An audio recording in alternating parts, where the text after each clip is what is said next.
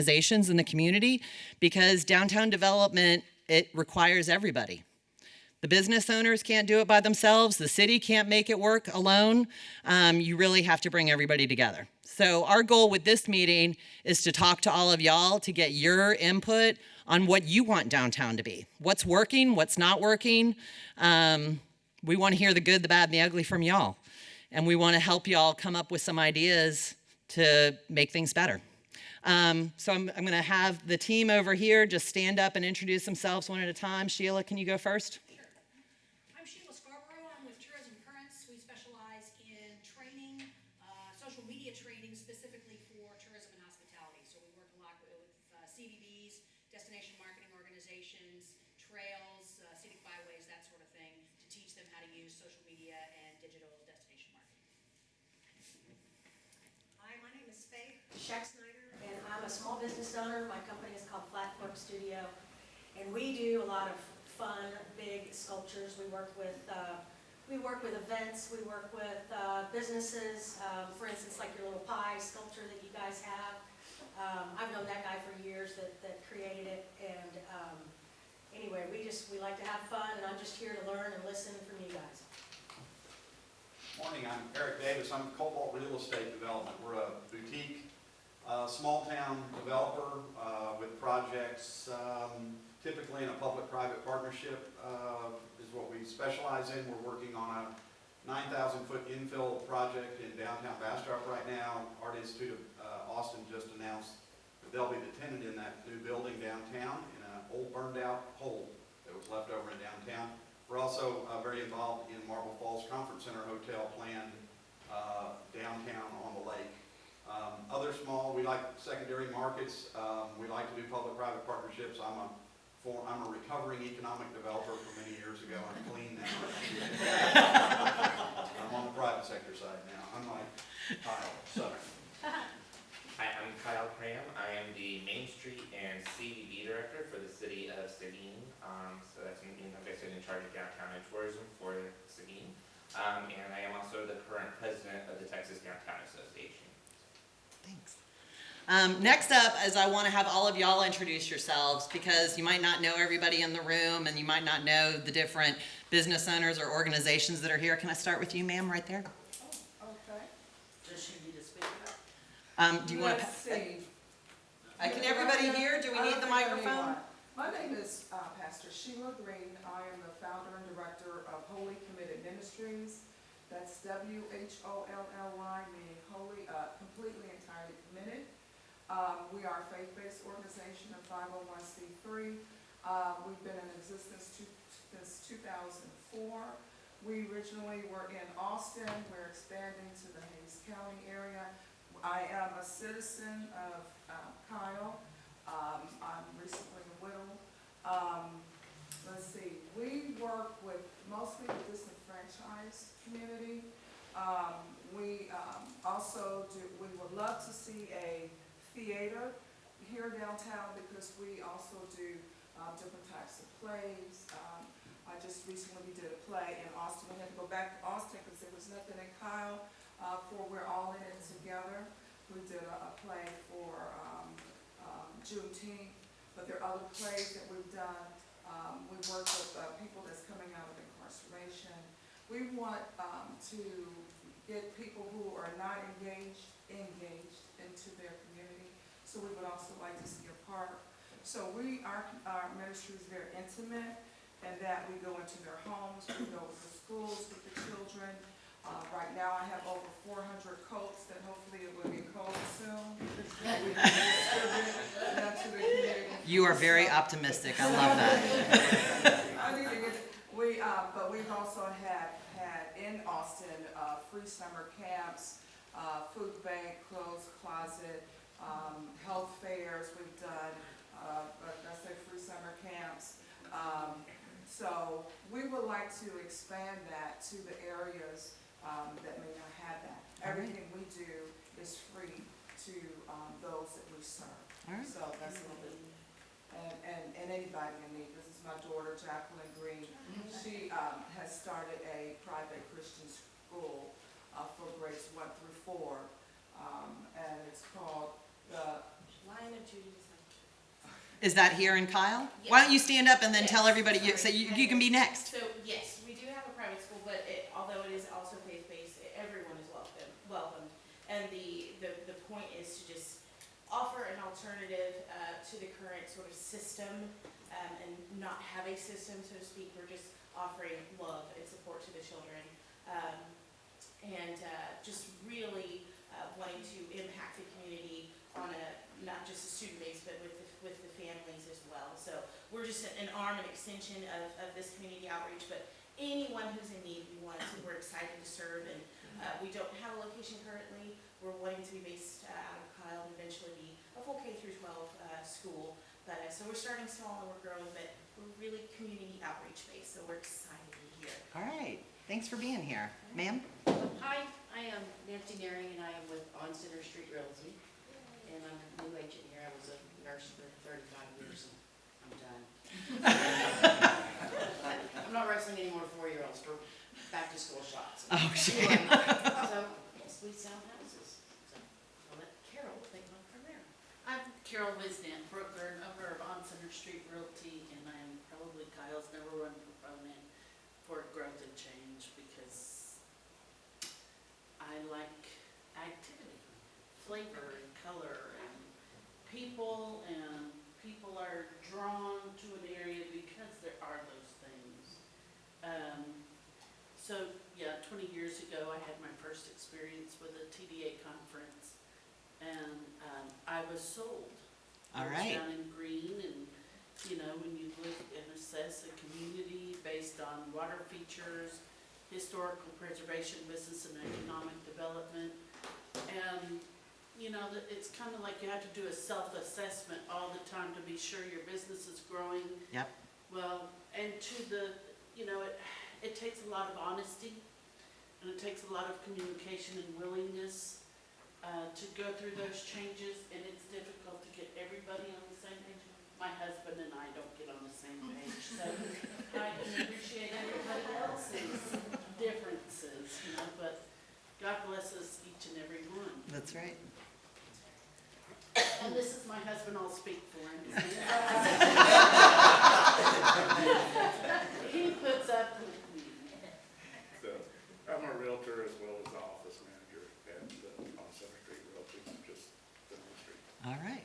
Which we hope you'll stop by on the walk, Yeah. take a picture in front of our new sign that says "I love you pie very much."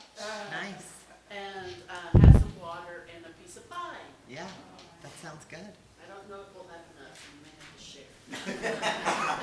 Sir? My name is Councilmember Robert Rizzo, here in the city of Kyle. I'm a resident, fourth-generation resident of Kyle. Been serving in the community for over 30 years. I enjoy Kyle, love Kyle, seen its growth. I'm one of the few people who would say I've actually seen it grow. But I love Kyle. I'm looking forward to the new growth and whatever comes our way. Thank you. Good morning. My name is Sasha Erler. I'm an advisor with New York Life in Austin. Also here representing the Kyle Chamber as an ambassador and member. Also the treasurer of the local Rotary Club. So really just here to see that the community thrives in the upcoming years. Thank you. Thank you. Dex? All right. My name is Dex Ellison. I'm your current mayor pro tem here in the city of Kyle. First and foremost, thank every one of you for being here. This really warms my heart to see so many folks attend on a Friday morning, work day. I'm sure a lot of y'all have moved some things around in your schedule, so I appreciate that. I see business owners, I see residents from our downtown, I see residents from outside of our downtown. So what that tells me is that downtown is important to everybody in the city, and that really is the case. And I want to thank Catherine and the team for being here today. We certainly look forward to your input. We're doing this because we do care about our downtown. Yep. And I've lived in this city since 2009, 2010. This city has taken me under its wing. I absolutely love this city. I've been involved in a number of different things, obviously on the city council now.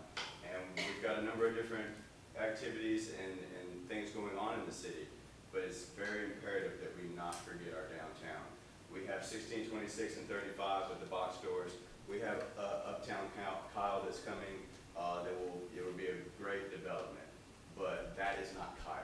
That is not who we are, that is not our sense of place. And so that's what I hope downtown becomes, that sense of place, that history, that place, that gathering place for us to mingle and share a moment with each other and having a conversation. I was giving a tour to a friend of mine a few weeks ago, and I ran into my friend Penny Crew, and we just had a conversation right in front of the pie company, and it just made me feel like I'm, in a warm, welcoming town, and that's the feel and the sense that I want people to feel when they're in our downtown. And this is for, I know when people hear revitalization, there's all kinds of different emotions and thoughts that come up with that. But this is really for our residents as much as it is for our business community. It needs to be working together, and they need to thrive together. So thank you all for being here, for your input. I look forward to the discussion. Ma'am?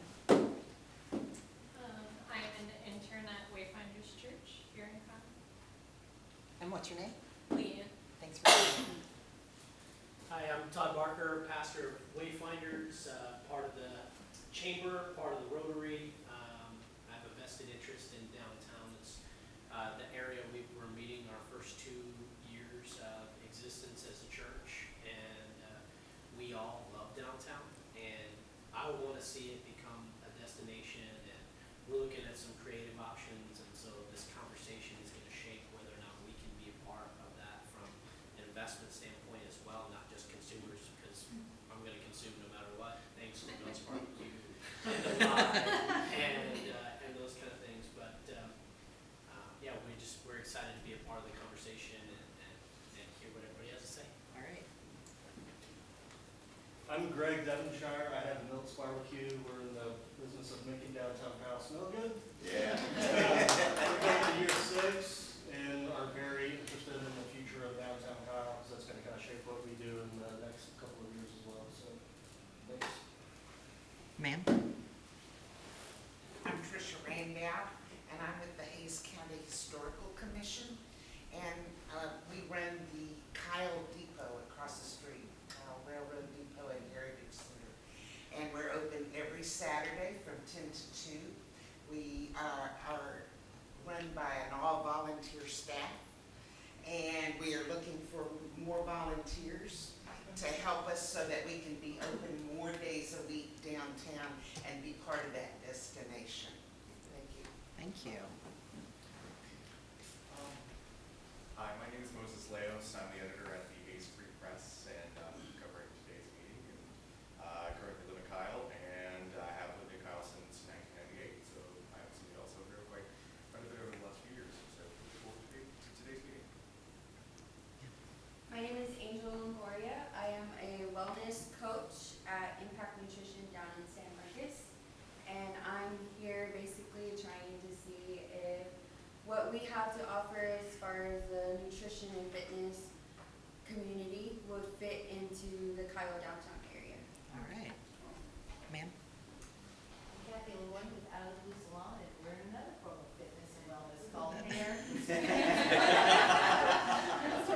Love to have you guys come see us and let us help you look better than you do right now.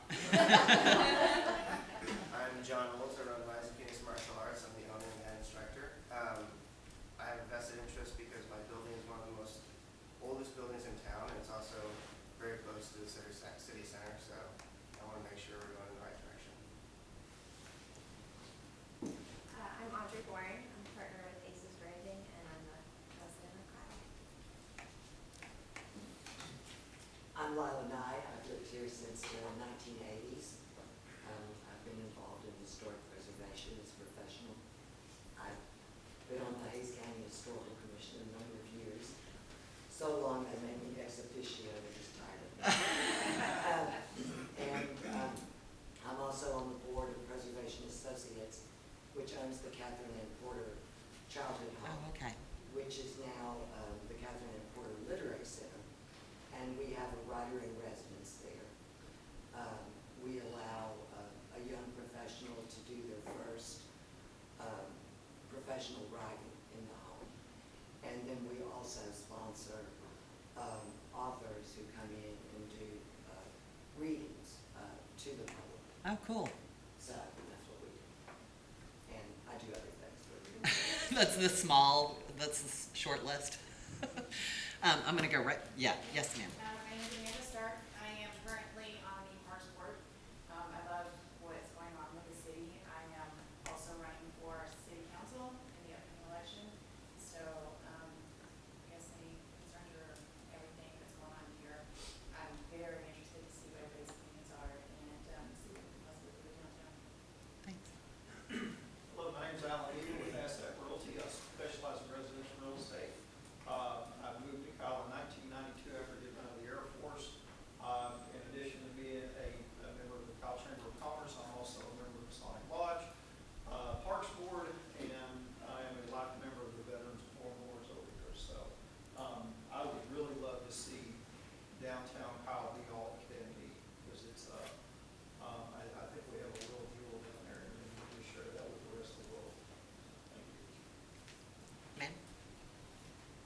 Good morning, everybody. My name is Julie Snyder. I'm the CEO of the Kyle Area Chamber of Commerce and Visitors Bureau. Also very passionate about downtown. We are also located in downtown, just up the road. For several reasons, we're very excited about increasing and strengthening the downtown area, which will then enhance our vibrant local economy. Good morning, all y'all. My name is Tim McCutcheon, and I'm with Safe and Sound Self Storage. And we are, let me tell y'all, we are a local, out-of-the-ground, homegrown business that has actually been nurtured by our clients and the community that we serve. I'm here today. I also serve as a commissioner on planning and zoning. I serve on the board for the Kyle Train Depot. I'm currently starting to serve with the Salvation Army in San Marcos, and I am also a member of the Chamber of Commerce and a member of the Government Affairs Committee. I wanted to say all of that and run out of breath for a reason. Most all of us in this room are involved in our community, and as a result of it, we wear several different hats to cover those several different facets of the government that need to be covered. I am here today because even though my business is on the east side of Kyle, what happens in downtown is extremely important to me. I want to see the residents of this city have pride in their city by having a beautiful and vibrant downtown. Our downtown is a jewel in the rough, and all it needs to be polished up a little bit, it's going to be beautiful. But the future of our downtown is going to depend on one big word that we all need to remember, and that's going to be compromise for its growth and our changes. Thank you. Good morning, my name's Clodagh Borgstadt. I'm not a business owner. I just moved here from El Paso probably about 3 weeks ago, but I firmly believe in getting involved where you live, so I am here today. Welcome. Sir in the back row. My name is Lucian Banton. I'm a resident of Kyle. I work in San Marcos, building manufacturing rep, and also just stay involved and make downtown Kyle the best that it is. All right. Hello, excuse me. My name is Zachary Garden. I own Garden Financial Group, financial planning, financial advisory firm here in the Garden Board building at the corner of Center and Main Street. So glad to be here. Good morning. Good morning. Tony Spano, Vice President of Bigelow Homes. I also serve on the Economic Development and Tourism Board here for the city of Kyle, as well as the current president of the Chamber of Commerce. Ma'am? I'm Evangelina Chapa, and I'm a resident here in Kyle, and I've been here since 1974. And the reason we moved here was because my husband was offered a job at the school district. So we've been involved with the community. There were only 3 homes here in Kyle when we moved, and we had to choose the one that was falling down, and that because it wasn't, the others weren't big enough. So we've seen a big growth. Oh, yeah. And don't get me wrong, we were all for development, because when we started working with the school, there were really any jobs for kids that were graduating from school. And so we needed, and we pleaded, we were asking, we were trying to get, but at the time, people were not letting go of their properties, so there were no developments happening. I was here in '74, and shortly after that, Dairy Queen was the only one there. But as much as we tried to get development, we couldn't attract anybody because the space was not big enough for everyone. But we managed to get finally the prison. So a lot of people have still criticized that the only thing, really, a prison right down near downtown. So, I mean, we took whatever was available. And so Yeah. that was the start. I do live on Center Street, so there are some changes that I'm for and against. The development, we have nothing against development. We're nothing against the development downtown. But we do still have our historical town that I feel that's very important to the people that still live here. And so we love our town. We do see some business that is happening that we enjoy, that's good, but there's still some things that I personally want to preserve, you know. Working for the school myself as a teacher's aide, we did have the third grade was the curriculum that they had. And part of the curriculum that we would teach was for them to be proud of their community and for them to see what's in their community.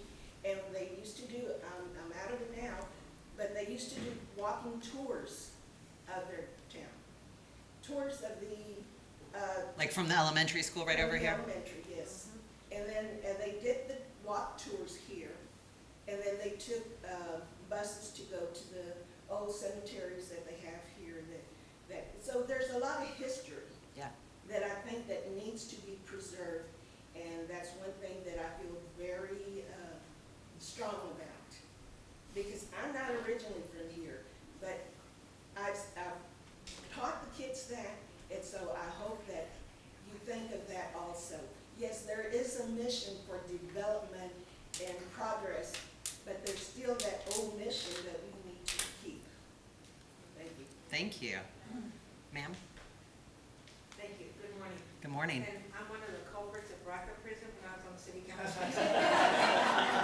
Sorry, guys. But like Angie said, there were no jobs here. It was mostly farmland. Finally, I guess the people passed on and the children took it over. Then we had the crisis of not enough water. We had moratorium. There was not enough water. Too much building happening too soon. So my concern, I live here downtown by the Clinton.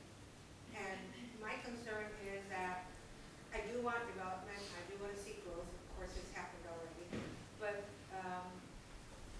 kind of somewhat study it more to see what we can do.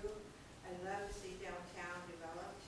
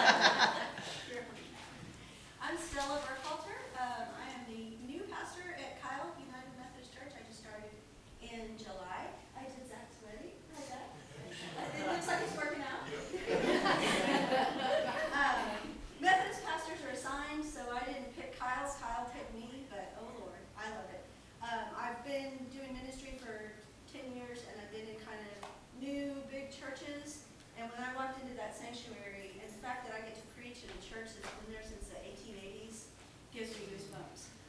The phrase that we're using right now is deep roots, wild branches. And I didn't make that up. I got that from another Methodist pastor. But we have deep roots, and we believe that that's something that our church needs to bank on and be proud of and be excited about, because we think the new people moving in are looking for roots, and that's why they chose Kyle. But then we've got some wild branches, the spunkiest older people I've ever met. Some of you know Sue. So, there's others almost as cool as Sue. But also some young people too, and so we're looking at that. I'm glad to see Wayfinders here. Y'all are out in the community a lot. The harvest is plenty. And I think there's just so much that I think we have an important role to play on this, in the quality of life in Kyle, of having vital churches that do vital things and do a lot of ministry. And so I just found out this morning, I got a grant. We're going to start a dinner church once a month for now on Wednesday nights, and have a free meal for the community.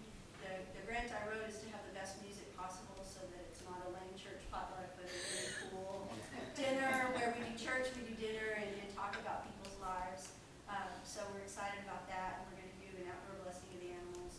But we very much want to be invested, because we feel like our place downtown is so much of who we are and what God wants us to be in this spot. And so I've been looking forward to this meeting. I'm glad this day's here. All right, thanks for coming. All right, in the back. Before we get the staff. Oh, who did we miss? Oh, you snuck in late. Yeah. Went all the way to the front too, because he knew he'd already done it. You should get the microphone. Oh, I don't need it. I'm Will Caldwell. I own Dojo Kyle Jiu-Jitsu right here on the town square. I also live downtown, and yeah, I'm just excited to see how it's going to develop. I would like a walkable, bikeable space, and just a fun place to be. Thanks for coming. All right, now we're going to the back. I'm Victoria Vargas. I work for the City of Kyle's Economic Development Department. Jerry Hendricks, I'm the Chief of Staff for the City of Kyle. Scott Sellers, City Manager. Howard Pence, I'm the Community Development Manager. My name's Tiffany. Thanks for coming. Just from the crowd, from what y'all said, it looks like we have a really diverse group here that represent a lot of different interests. Churches are going to be key in helping to bring the community together around what's next for downtown. Your schools, your Rotary, those are all important pieces of the puzzle. And you're going to need to gather your tribe for downtown, because it doesn't, like I said earlier, it can't just be one small group. It really needs to be everybody coming together to identify what you want to do and how you're going to get it done. So I'd like to just throw out some questions and hear y'all's responses. So what makes Kyle different from any place else? What is unique about your community? Well, we are on the busiest highway in the state of Texas, and we don't have a business and economic development plan. You might need to use the microphone or stand up so everybody can hear you. The fact of the matter is that we are on one of the biggest interstate highways, busiest and growing from what I read. And we don't have a thriving, we're the only little community that doesn't have a thriving business and economic development in the downtown area. I think that's what makes us really unique, is that we've just kind of let it all sit there and go away. We've chased it away, actually. A lot of people have. It's my opinion. I think also what makes us very unique as a city is the fact that our downtown, most, and I could be wrong about this, but in most models of cities and small towns, there's a certain degree of change that occurs in the infrastructure within those downtowns as time goes by, from the 50s to the 70s to the 80s. Kyle has been encapsulated and has literally, we are a time capsule. Our downtown is literally about 100 years old and has never changed. And I think that that's what makes us very unique right now and how we're going to approach that with where we are right now. We're also downtown that has a very high percentage of residents that live downtown. It's unique to this downtown. Right. Yes. I think, even though there's a lot of things we need to get caught up on speed with, as a chamber member of multiple chambers in this area, I feel like we have a lot of young entrepreneurs and passion here in Kyle for change and development, which surpasses a lot of the neighboring cities. So I think even though a lot needs to be done, there's a lot of people here who really want to see things happen. Who else? Oh, sorry, Lana. You're not going to ignore me. No, I will not. She just couldn't see. I think, you asked what makes Kyle unique, and I think it's our history that makes Kyle unique. And sometimes it's difficult for people to see history, but we have an incredible history. And one of the things that's really remarkable are the people who lived here in the past, both the men and the women. We had incredible women who lived here. I mean, Catherine A. Porter lived here as a child, but we had our first woman mayor in 1937. That's before World War II. Right. That's really incredible. Yeah. And we had incredible men too who lived here. We had men who patented planes, and we had a Rhodes Scholar. And Kyle Field at Texas A&M was named after a Kyle who was born here. So we have like this phenomenal history that's littered with all of these really great characters. But because we've had this tremendous growth with new people who moved here, they're not familiar with the history. I mean, the old timers, they all know it. But the people who moved here, they have no idea. And I guess that's where we've fallen down on the job, is we haven't told that story. Yes. I'm going to get to you next, ma'am. Even though we don't have our downtown figured out, or, Can you stand up and maybe, I just want to make sure everybody can hear what you're saying. since I've been here, I haven't been here a long time, I've been here several years, been very involved, but one thing about Kyle is that we may not have the downtown figured out, we may not have the growth situation figured out, but there is a real sense of Kyle trying to make sure the community is together with the Christmas tree and the Henry Square and the Easter egg hunts, movies in the park. There are so many community engaging things that Kyle really tries to do to try to keep the community close and together. But that's really something very good. Ma'am? I just wanted to add to Lila's words there, that the depot, I'm part of the board of the depot, and that's what brought Kyle. That's why Kyle is here, because of the train and of Kyle donating property for it to become a town, to communicate between San Antonio and Austin. And that's part of the teaching that we did at schools, to remind the kids. And also it gives me a great feeling when some of those students that have been in the school district, that have moved on to other parts, they'll say, I want to bring my kids back to Kyle. Right. I want to bring them back to Kyle because they don't forget what they had also. So it's important for the history to be still kept here, okay? Yes, and then I have one over here too. So when we started looking from El Paso, moving to this area, we went to San Marcos, we went to Buda, different places. To be honest, I fell in love with downtown, the way it looked. And this location is the best of both worlds. So if we're able to preserve the history and add and maybe build apartments, I mean, we're in a perfect location, close to Austin, close to San Antonio. We're the hub, and I think as a woman, we all know the kitchen is the heart of the home. I think our downtown is the heart of Kyle. So it's a beautiful place, and I would love to see it grow. There was somebody over here that had, Yes, I've been on the Kyle Parks and Recreation Board for several years now, and a lot of people don't know what we have coming in the future. One of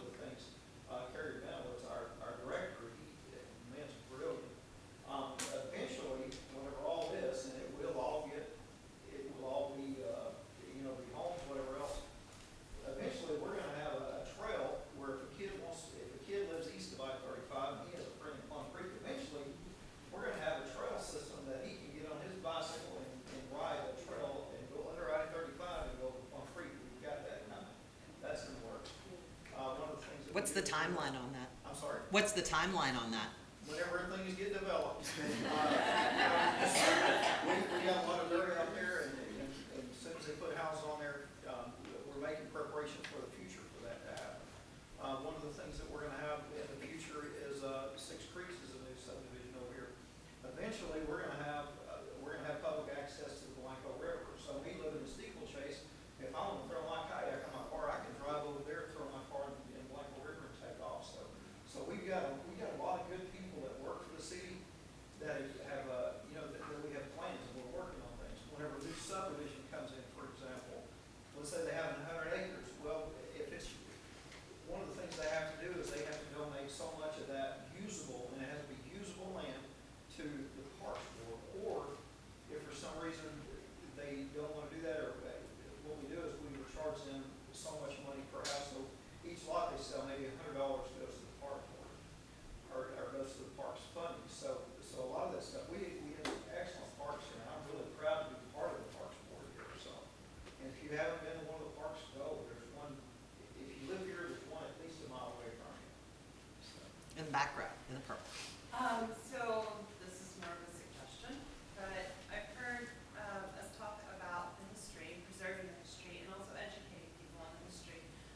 We've got a lot of diamonds, actual shiny diamonds, the Methodist Church, the Catherine Ann Porter House, the train depot that are in this downtown that is a diamond in the rough.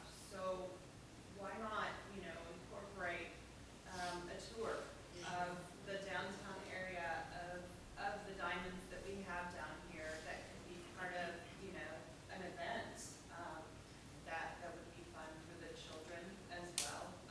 The train depot is amazing because it really reflects the time.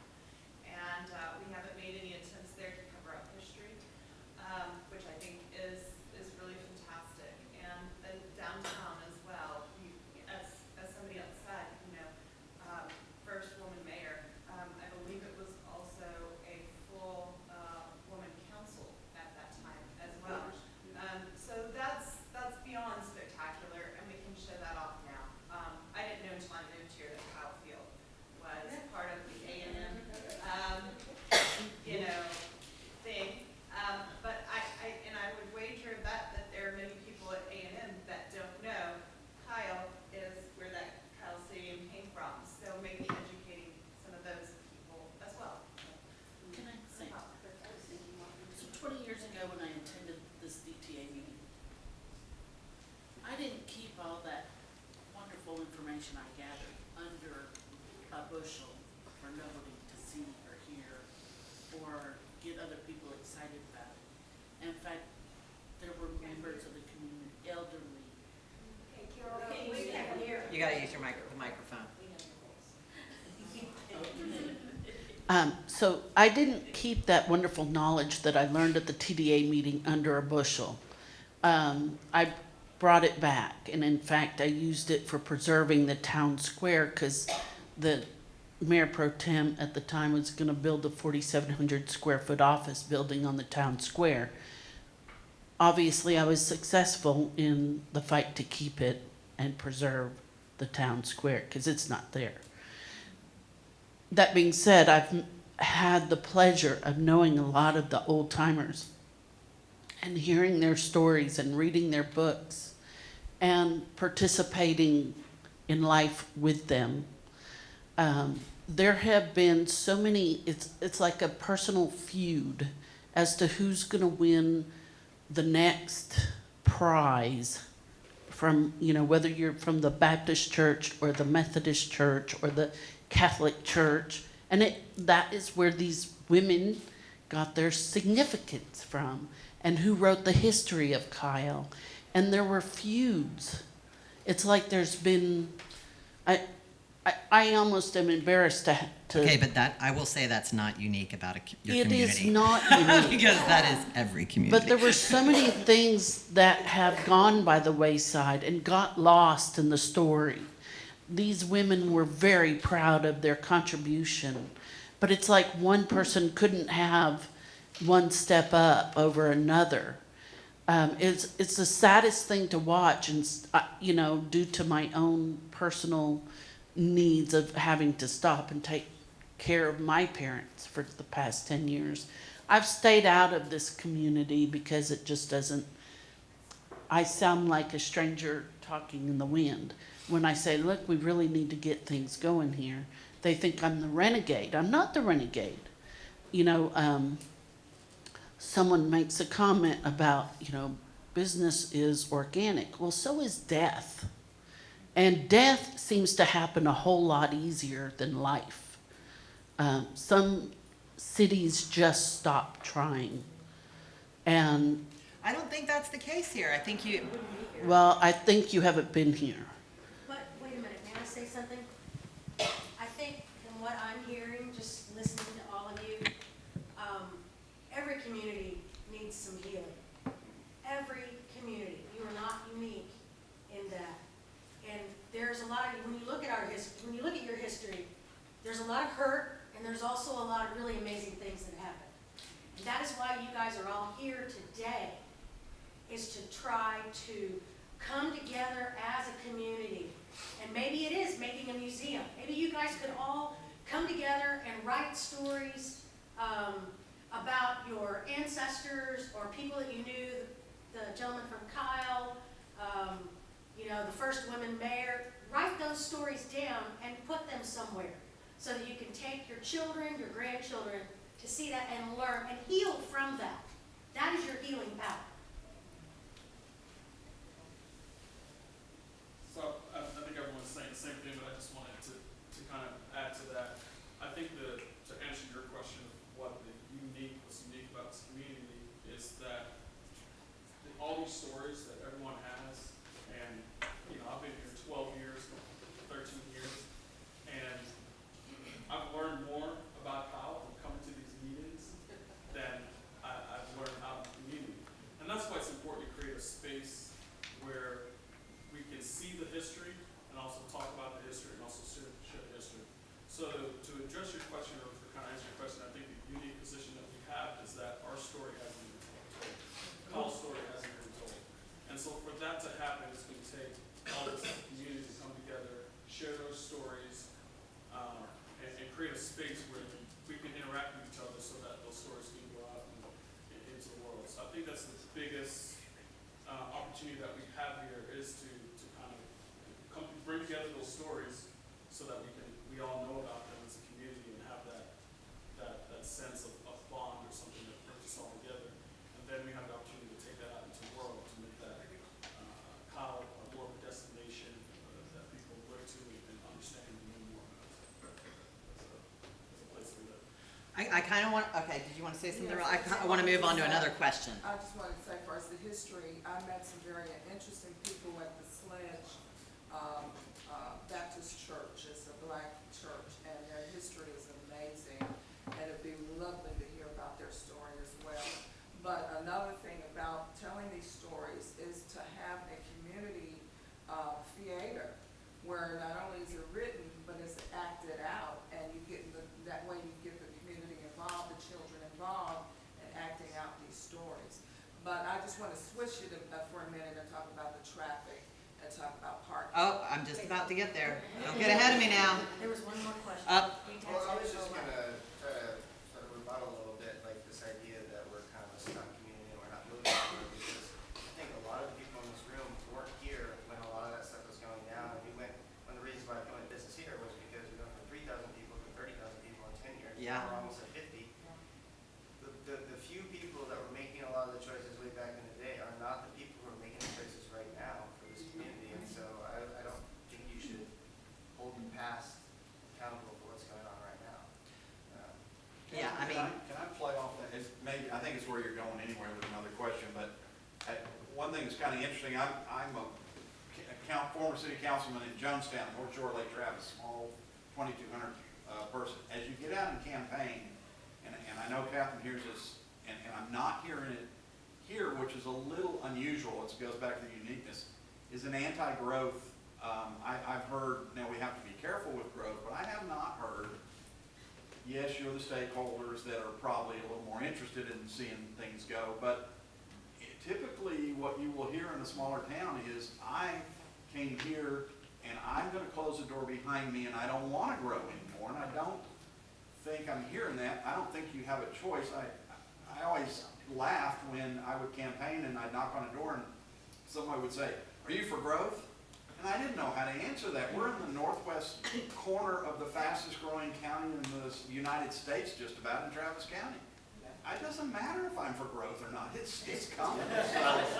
So I didn't know how to answer that. And typically that person that would tell me that would say, "Well, I moved here 3 years ago and I bought this house and now it's getting really crowded and I'm pretty tight." And I'm thinking, who gave it, do you get to close the door behind you?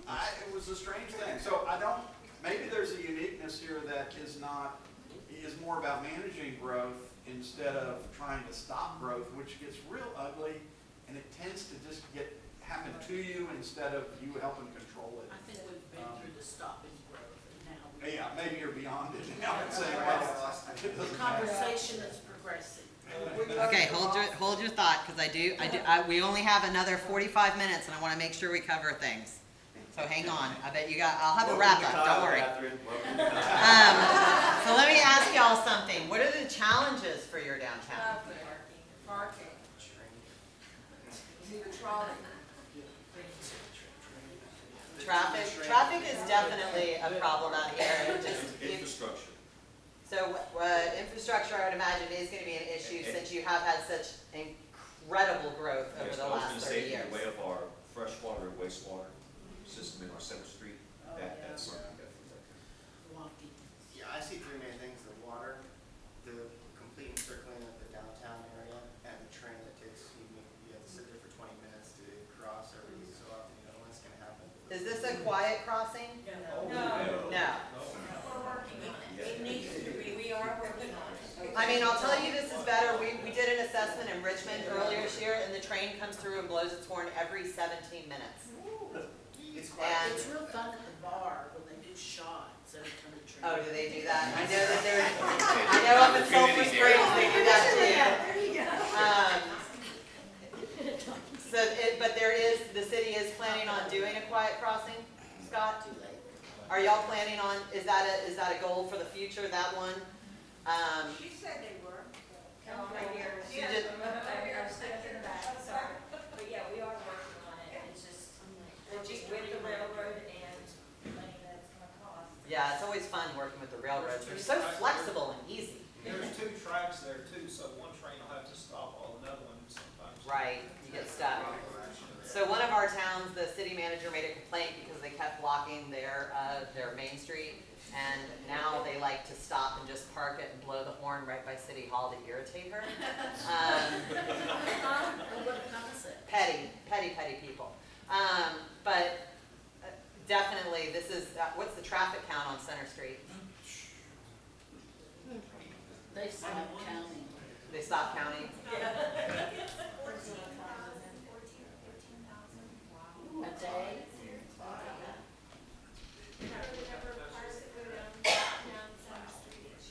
That's what I'm saying, we have all this traffic and nothing to provide. Well, I'm gonna hold I've got some thoughts. Okay, what? Yeah. I think part of my answer to that is maybe also to the previous question, what makes us unique and what provides the biggest challenge is the cultural discernment of what are we going to be. There's not clarity or unity around a destination or a particular vision.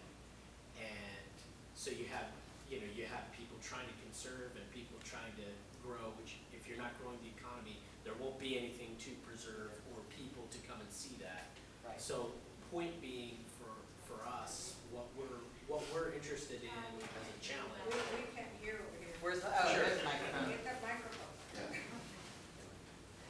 microphone.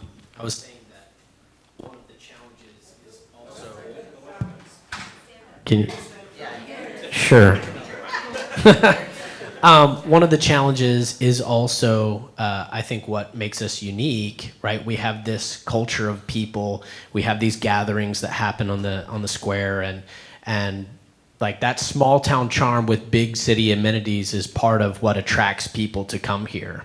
but without a clear vision on what's going to make downtown an ongoing destination outside of businesses, outside of history, like how do we put those pieces together and navigate that? To me, that's one of the challenges. And so bringing clarity around a particular vision,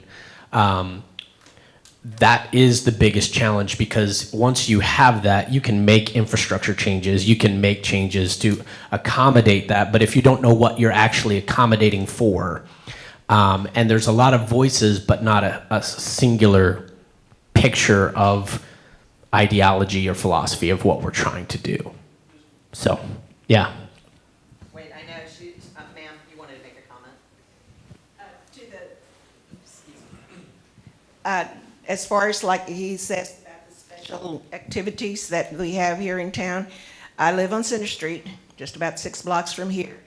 And I see the traffic every morning, especially when school starts. It'll be because there's a stop sign at the end of 152, yeah.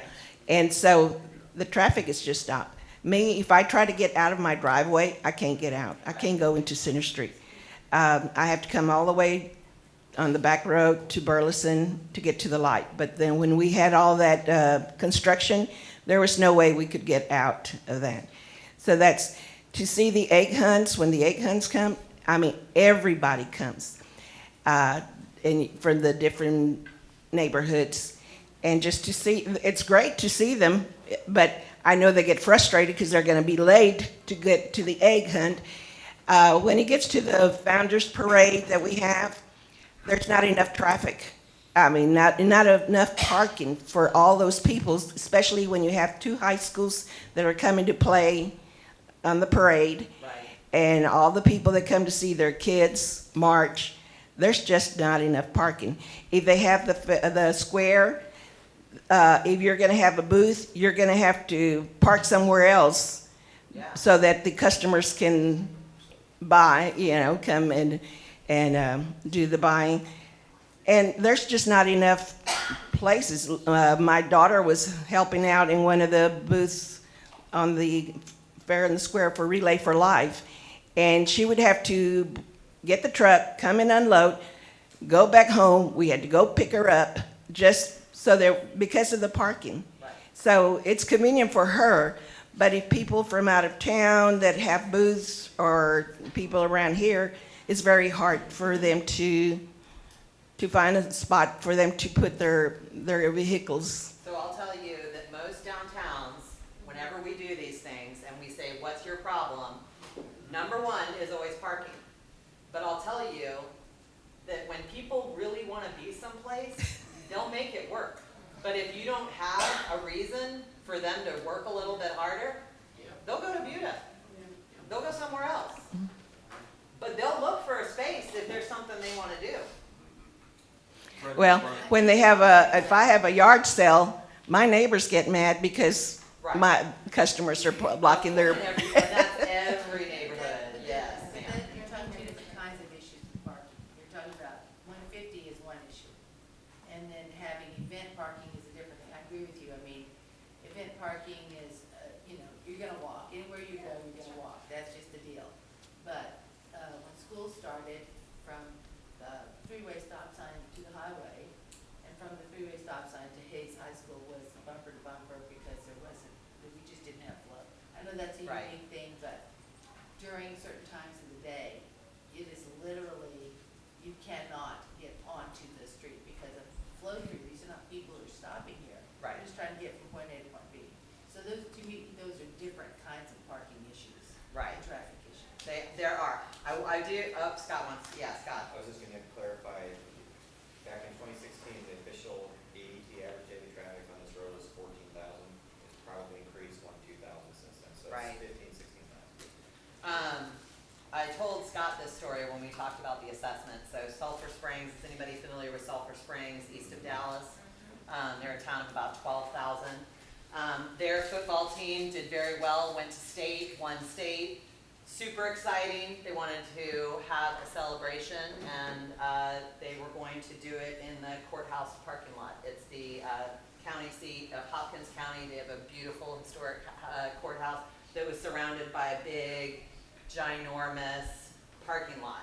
And so they needed a big space for people to gather, and the city manager said, well, this is where everybody parks when we do stuff downtown. If we have the celebration in the parking lot, where's everybody gonna park? What are we gonna do?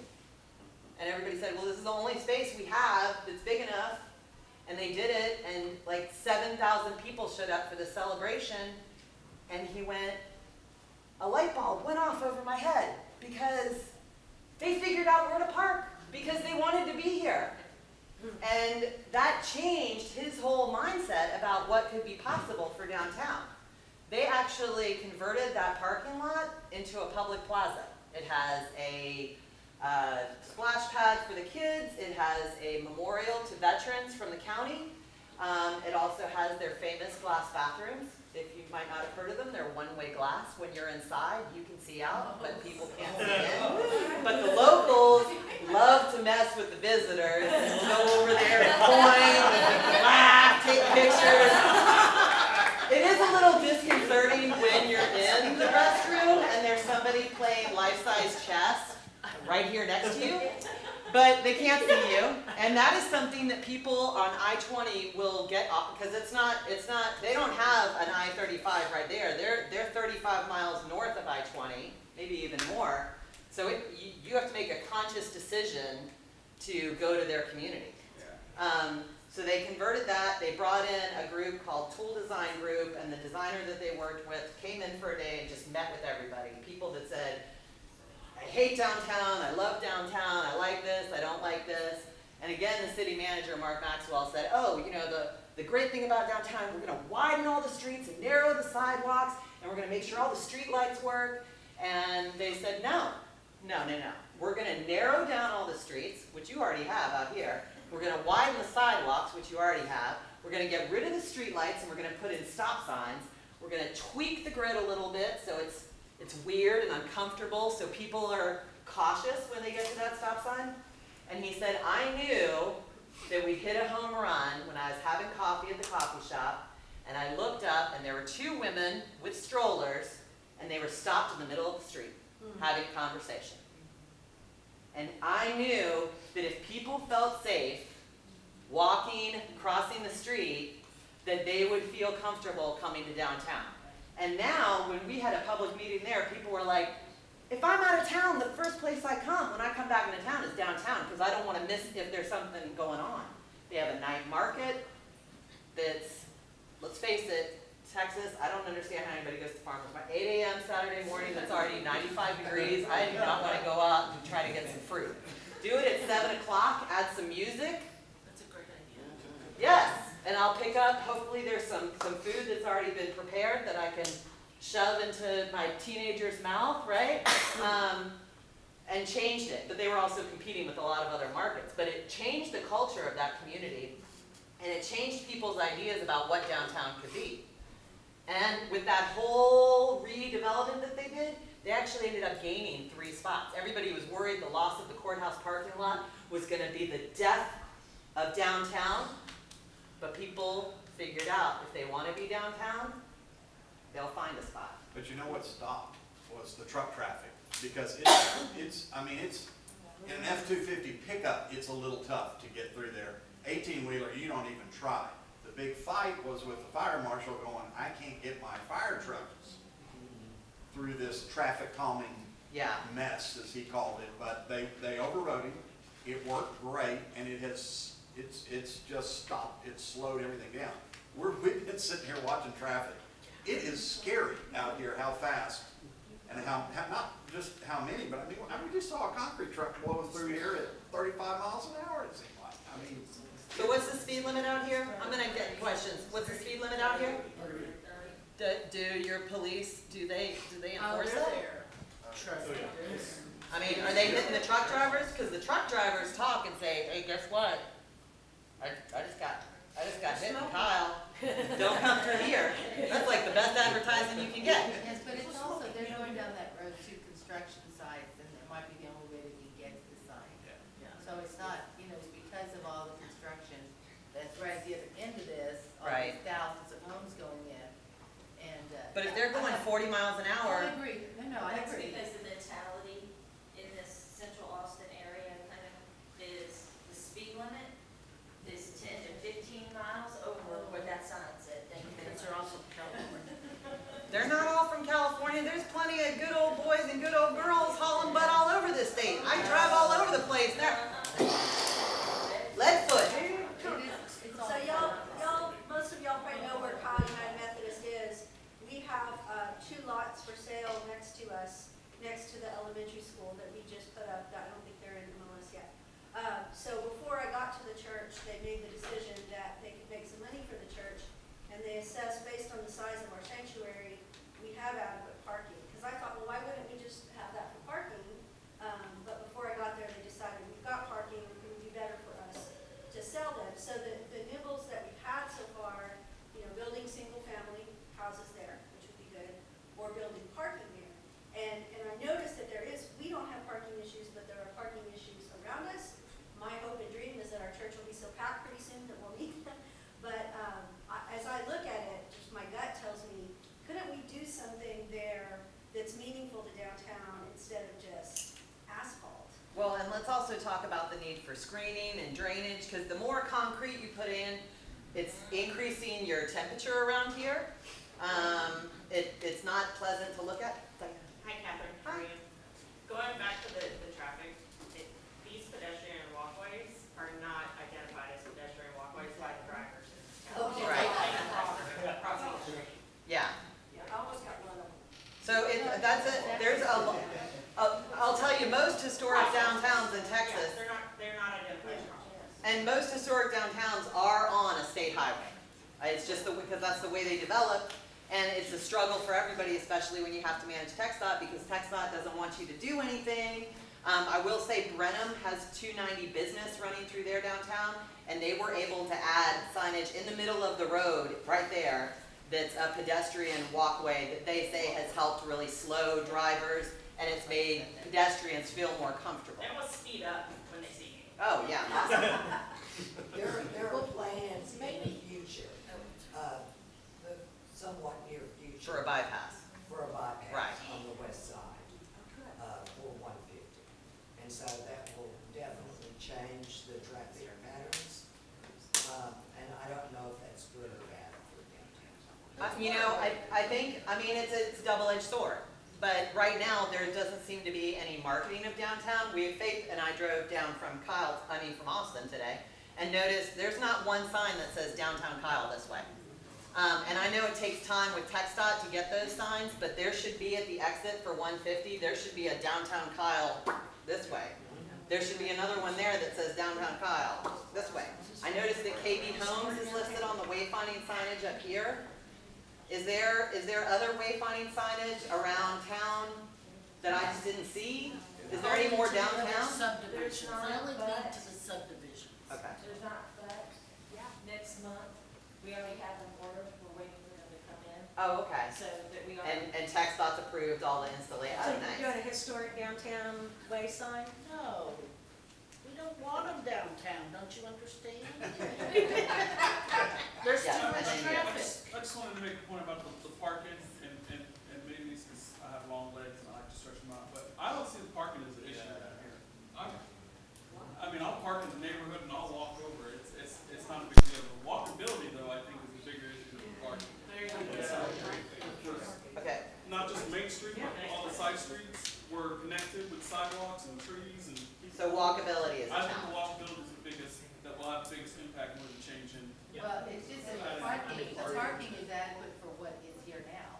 And if you want to grow and have more stuff, more things, But that has, The that's the neighborhood point. is That more than has just Center Street. Okay, one at a time, one at a time. A few blocks each way that everyone can park on the street, but you have to build infrastructure with the drainage, sidewalk, all that to make it obvious to everyone that, hey, we can just park down the street and take a nice stroll and then see some of the unique homes, especially here on the south. Oh, they're beautiful. The south area of Center Street. They're beautiful. Yeah. I'm ready to buy like 4 or 5. Yeah. I would really love to see, future-wise, the ability of maybe going to the Kyle website and having all the businesses. I moved here and I still don't know where the haircutting place is, what restaurants are there.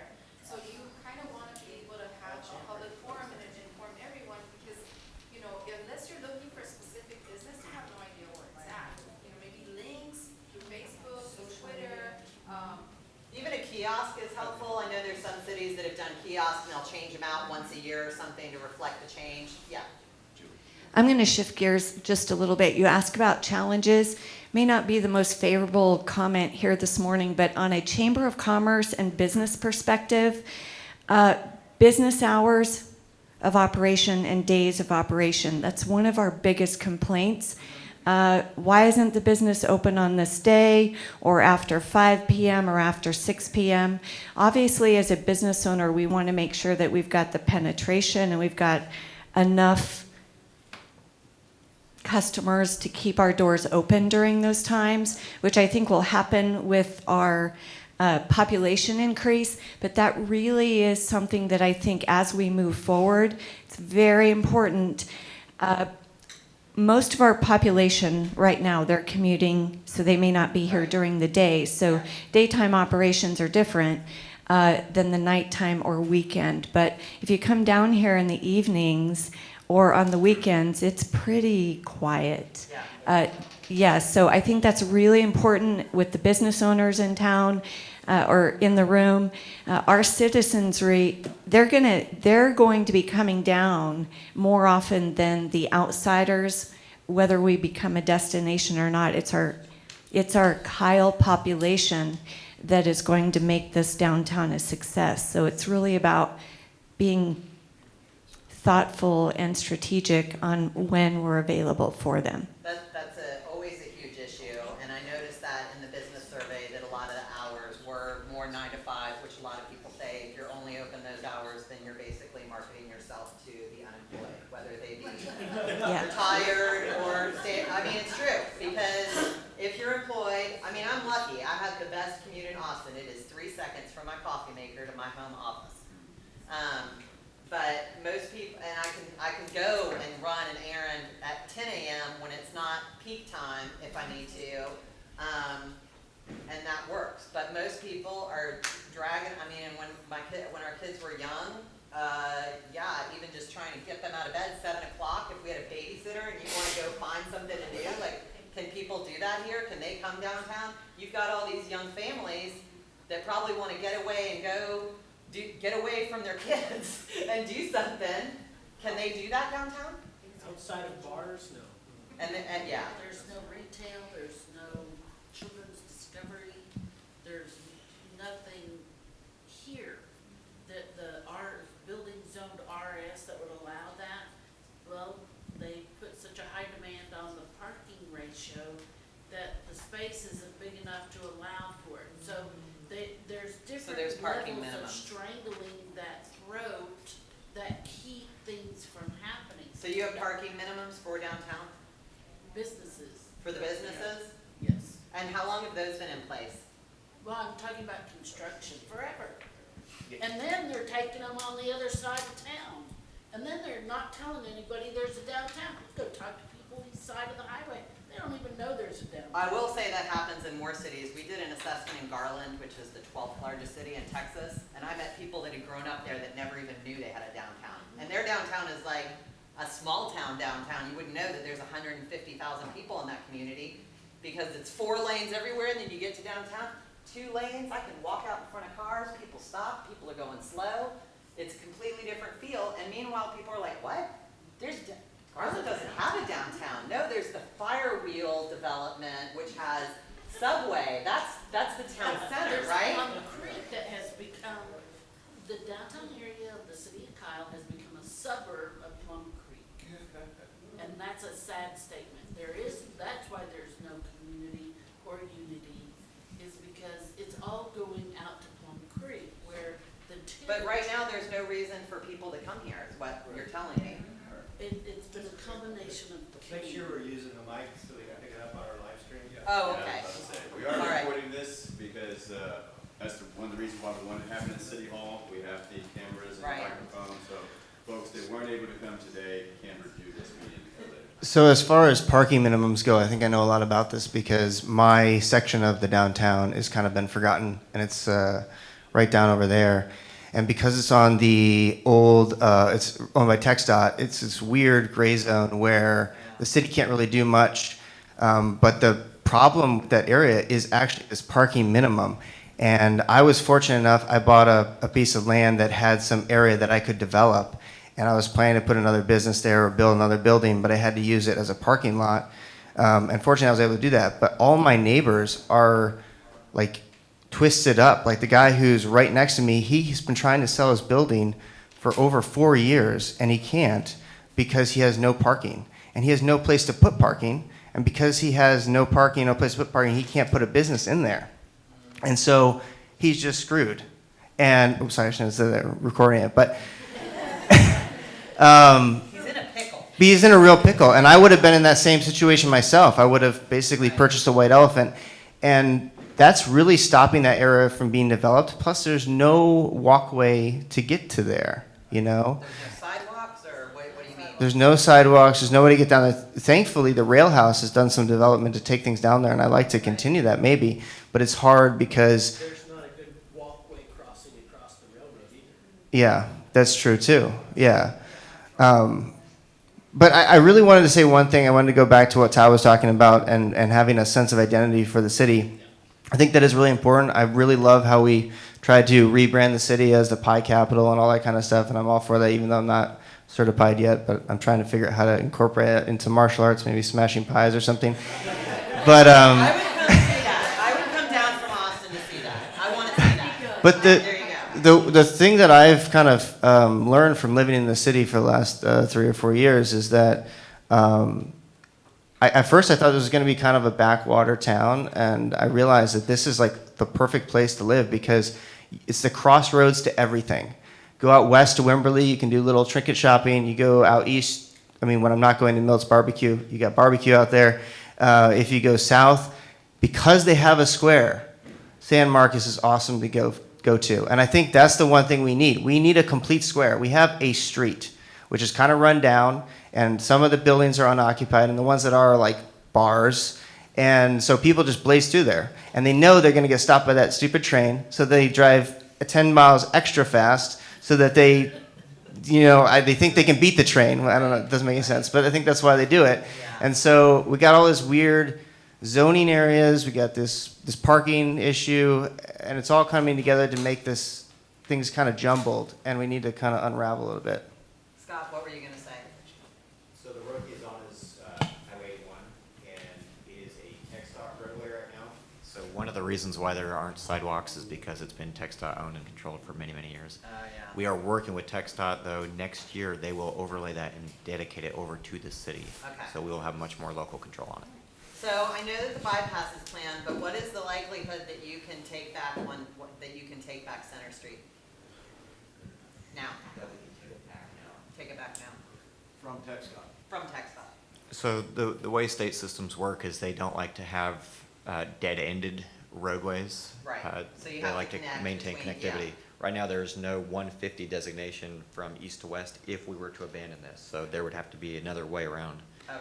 So until we figure that out, Right. and hopefully this assessment will help us clarify some of those answers, it's not likely. Now, with that said, TxDOT does like to give away roadways as much as they Yes. can. And if we agree to maintain it Yeah, and they have yeah. connectivity, then yes, very likely. Yeah, I know Forney outside of Dallas did that, and their downtown is smaller than y'all's. They took back a small section, but it has to be connected, right, to those other roadways. Mansfield did the same thing, much larger city, but 287 came right through their downtown, 5 lanes, truck traffic, no connection to the street as you're driving through, just blaze on through, because why would you stop?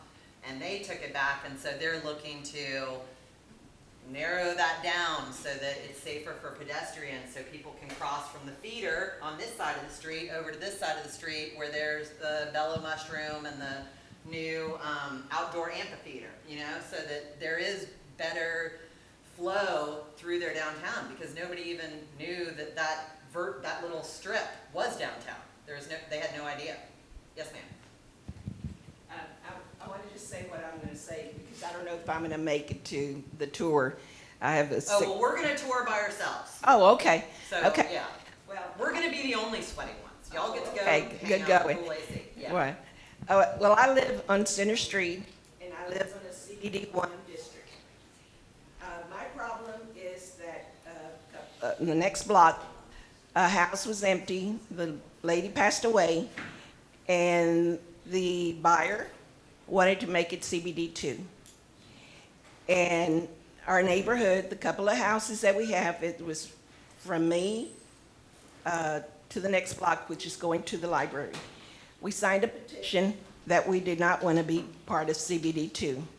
We did not want that property CBD2. Not knowing what kind of business it was going to be. Because the noise from this railroad house, we can hear it at night. And sometimes it's up to 1:30 in the morning. So we did not want that type of business to be allowed. And so I don't know where we stand on that. If it's going to be considered now, from here all the way to 150, is it going to be CBD2? If we allowed that, we would have that type of business. Yes, I do understand that right now we have like therapy clinics, different businesses that are there. Most of the houses between here and my house have already either have tried business, they haven't made it. The homes, some of them look kind of empty, or it's just not the best neighborhood like when we moved here. At least there were homes, there were families, but when it started changing to CBD1, well, this businesses kind of, you know, people got rid of their property so that it would become a business. Yeah.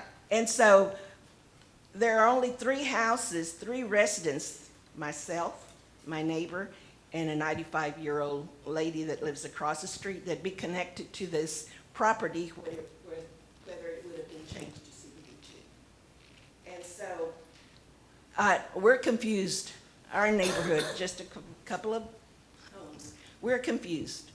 Are we going to be, and at times coming to the council meetings, I don't know where I stand. I don't know the visions. Right. Well, I think it's right. I think the time is ripe right now for y'all to come up with what that vision's going to be. And I've been told that it's been a thriving town. And to me, you know, yeah, you want your vision. I don't mind that vision that you have. But you want it overnight. Right.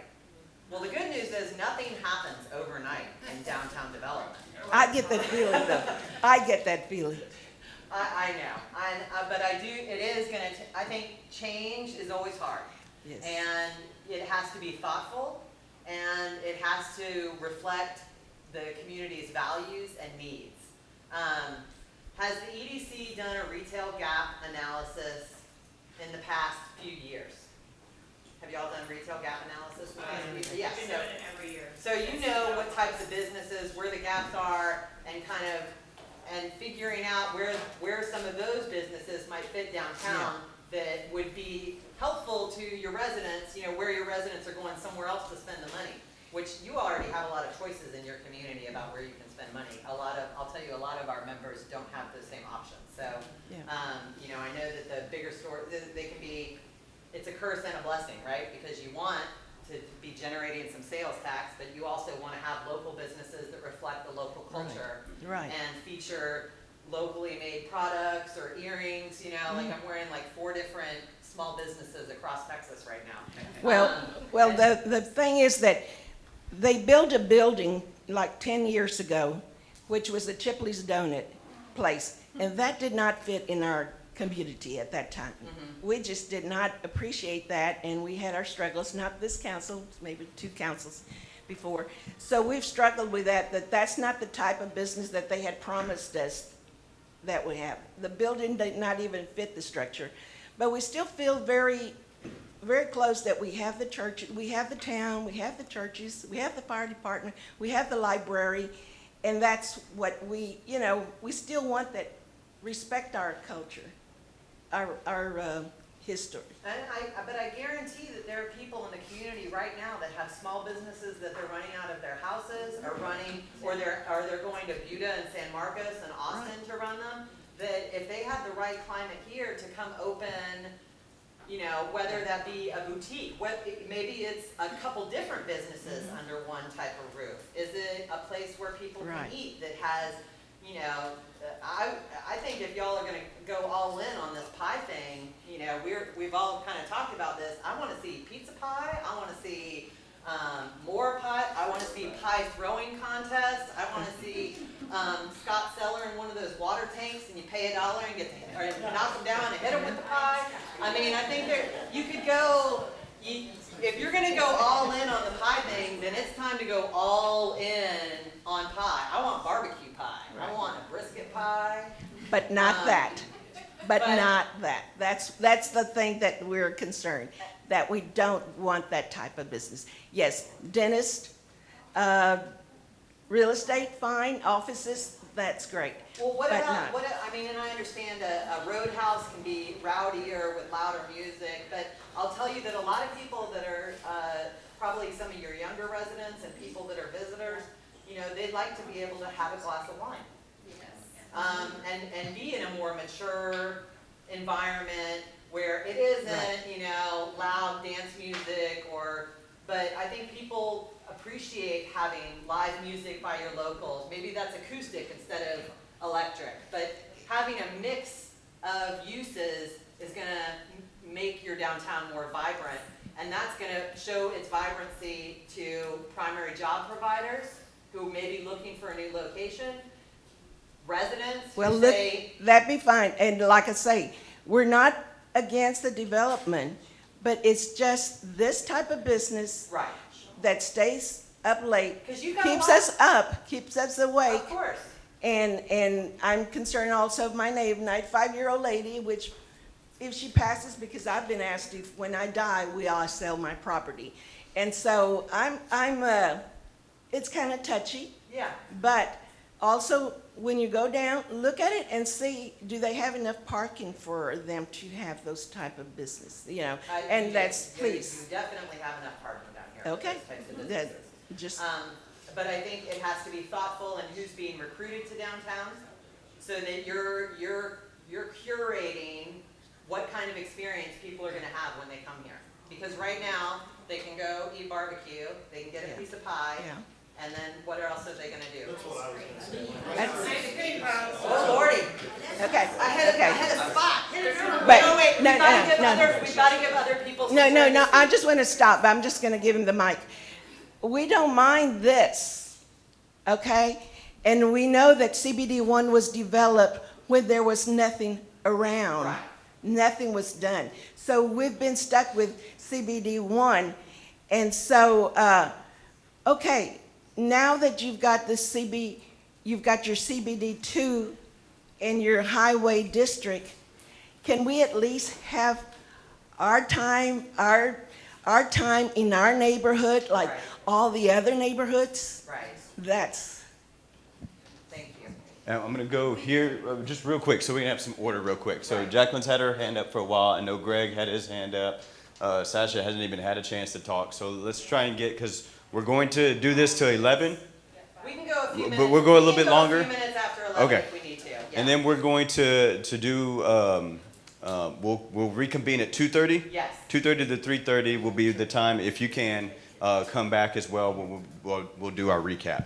I just want to make sure we get as many people having their input as possible. This question is for Dex as well as the leadership. How can, first of all, is there two questions.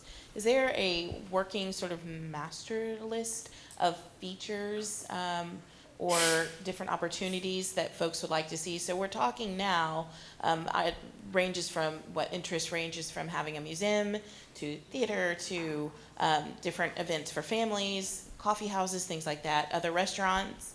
I know that the city has an idea of what they would like to see, but is there just kind of a working general list, sort of, so to speak, of features that folks would like to see that people can also contribute to, is the first question. Second question is, how can business owners and residents have more of a relationship with the city so that we can advocate for the ideas and the various things we'd like to see, as well as propose additional ideas?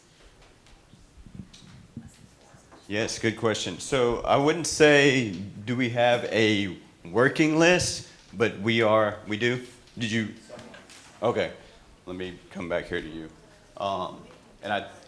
Yes, and I know we've had other meetings as well that the chamber has hosted, and we've got a running list of some things and comments that were taken there. So let me go to Scott real quick, and then Julie, and then we'll go back up to the front. Just really quick, so there is a downtown overlay which does show the types of businesses, types of uses. In general, the rule of 10 is what we're looking for here, and we'll go into that probably this afternoon, but we're looking for businesses that generate foot traffic, entertainment, destination, restaurant, things like that, that will bring vibrancy through foot traffic, not driving traffic. Notice no one said anything about bars. We are not promoting that. An overlay district, is it your downtown district as such or not? It's a zoning category, and then there's a downtown overlay that's on top of that. There's a downtown overlay on top of CBD one, is that what I understand? Are you working on it? Okay. That pretty much covered what I was going to say. I was just going to basically say right now, downtown is more of a residence than anything. And we don't have those businesses that bring in that draw. So that kind of covers what I was going to say. So I don't need to. I just wanted to say, I think what Julie mentioned about the opening hours brings up a great point in conjunction with what you said about the commute. I think, and correct me if I'm wrong, we largely, or for a huge part of our community, is a commuter community.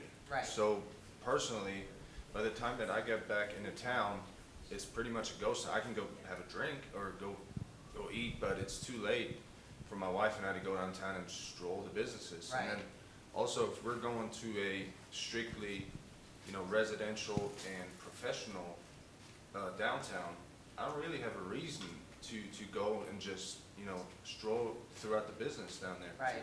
Unless I gotta go to the dentist or I gotta go to the real estate office. Right. Right? So, extending the opening hours may be, a simple, easy step to take to get more activity downtown. Do we have somebody? I think we need some clarification on what the boundaries are for downtown. And I think that's been a big issue for a long time. And I think that would resolve a lot of problems. Nobody has an issue with businesses being here, where we are right here. It's when you try to put a loud business next door to where someone has lived for decades. And really, there are not many residences right here. So that's not an issue, and that's not what people have been talking about. And I don't want people to misunderstand that.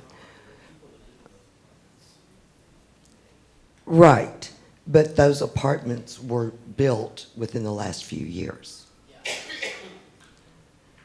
So that's not, so we really need a clarification of the boundaries of downtown. And it sounds like, that must be part of what your overlay is going to include kind of defining the boundaries for downtown? Well, Wait, let me see if Scott can. the two CBD zoning districts are technically the boundary. We augmented the boundary several years ago when we did our facade improvement program, and we went down to 81 and kept the two CBD districts. But the overlay is intended to help define that. Okay. But it may end up changing the zoning boundaries also. So to speak to a couple of points, one, I live in hometown Kyle, and I hear the train at 1:30 in the morning, so I can't imagine what you're dealing with. Do we have any noise ordinances in place for some of those bars and things like that downtown? And if so, is there information on how people can maybe call in and enforce those? Also, walkways. I think that we have the infrastructure in place for that. We have several alleyways throughout downtown Kyle, and I think they're underutilized. If you go to San Marcos or if you go to Wimberley and you look at some of those squares that people have mentioned, you'll see they're utilizing the alleyways in a lot of cases to get from business to business on different streets. Yeah, people, in some communities, they're using their back doors as a separate entrance, or like Mount Pleasant, they took an old utility one and added lighting, a small stage for, you know, it's not amplified music, it's just people, you know, maybe a small PA, put some tables in there, and it's like a new gathering spot. I'm gonna go here, and then I'm gonna go to Carol. I'll just get mine. I don't say too much. Yeah, the noise ordinance is 85 decibels, I believe it's 85 at the property line. The problem with noise, though, is that you feel and hear at the lower amplitudes, which don't register up over 85. So you're going to feel the train, you're going to feel the bass from discos and the bars, et cetera. Those don't violate the noise ordinance, right? You're going to have the same thing with Texas Lehigh and their blasting. It's just the low frequency amplitudes that most people feel and hear. Go here, and then go to Carol. Oh, you wanna go? Sure. And then he wants to speak also. Sorry, I'm changing my mind. So,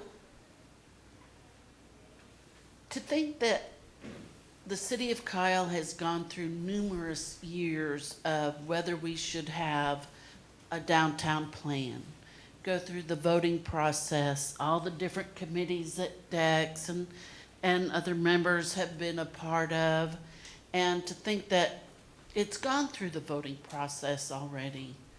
And then anytime something changes and on a major highway going through town that is zoned CBD 1, 2, RS, whatever, continually has to be revisited, I understand that's a part of our free society, is that things continually get revisited. It's also, I like the term schizophrenic. Nothing can really ever get done, or when someone thinks that they have a good idea to come in and they want to bring these businesses, there's some force, and it may just be 2 people that vote on Center Street that control the force. But it kills the ideas. I'm a real estate broker. This is my business, but I can't encourage anybody to spend their time talking about building a business on Center Street because I know it won't succeed.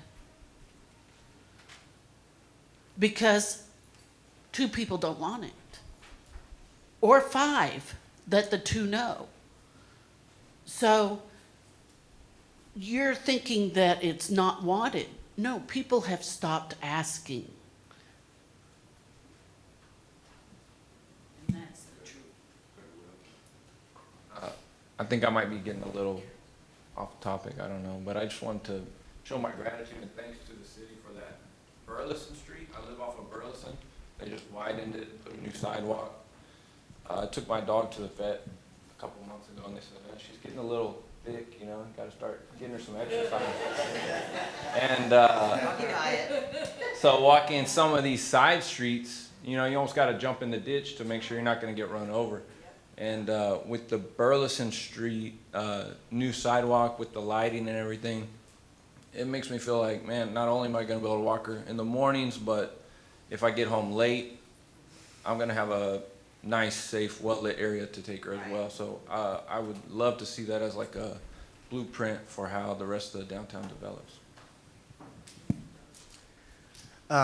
So I'm gonna be kind of the person who breaks the ice on this because I think this is really important.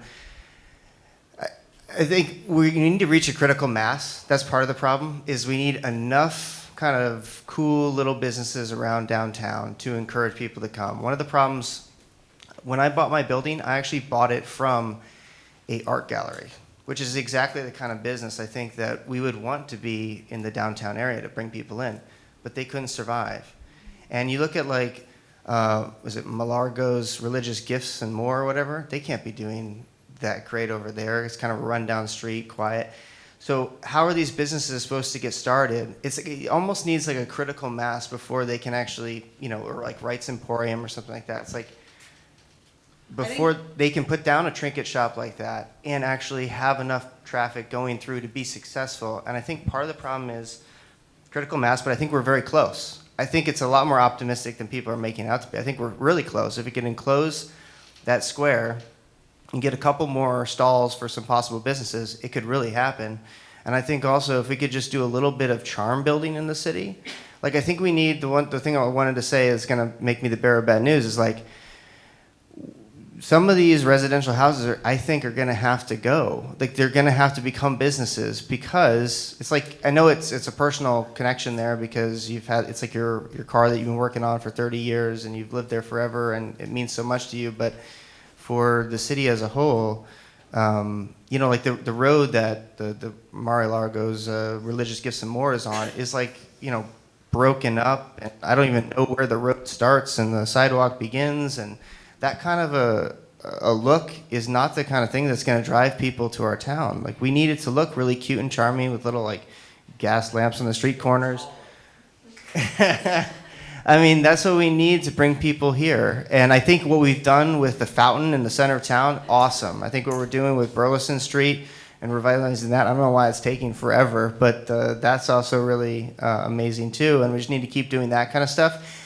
The weird thing is we had this facade revitalization thing, like where you could apply for some money and they could redo your building. And I was just starting my business at that time, and I went to apply and they canceled it because not a single person applied for it. So it's like, we can. That's what they told me, at least. That's what they told me when I went to apply for it. And so we can have all these ambitions, and we can point all these fingers, but if we ourselves aren't willing to just renovate our buildings, make them look better, accept to some extent that we might have to sell our precious home that we love to make it into a business, we're not going to grow as a community. So, I mean, I feel like the market is going to take care of that. You have a lot of y'all have a fair amount of vacancies in your existing downtown buildings, though, right? And some of that may be that some of those spaces are too big for new business owners. They don't want 5,000 square feet. Maybe they need more like 1,500 because you looking at a business, you probably don't want to take on some huge space, right? That's going to increase your rent, and then you got to get the inventory in there to make it look full.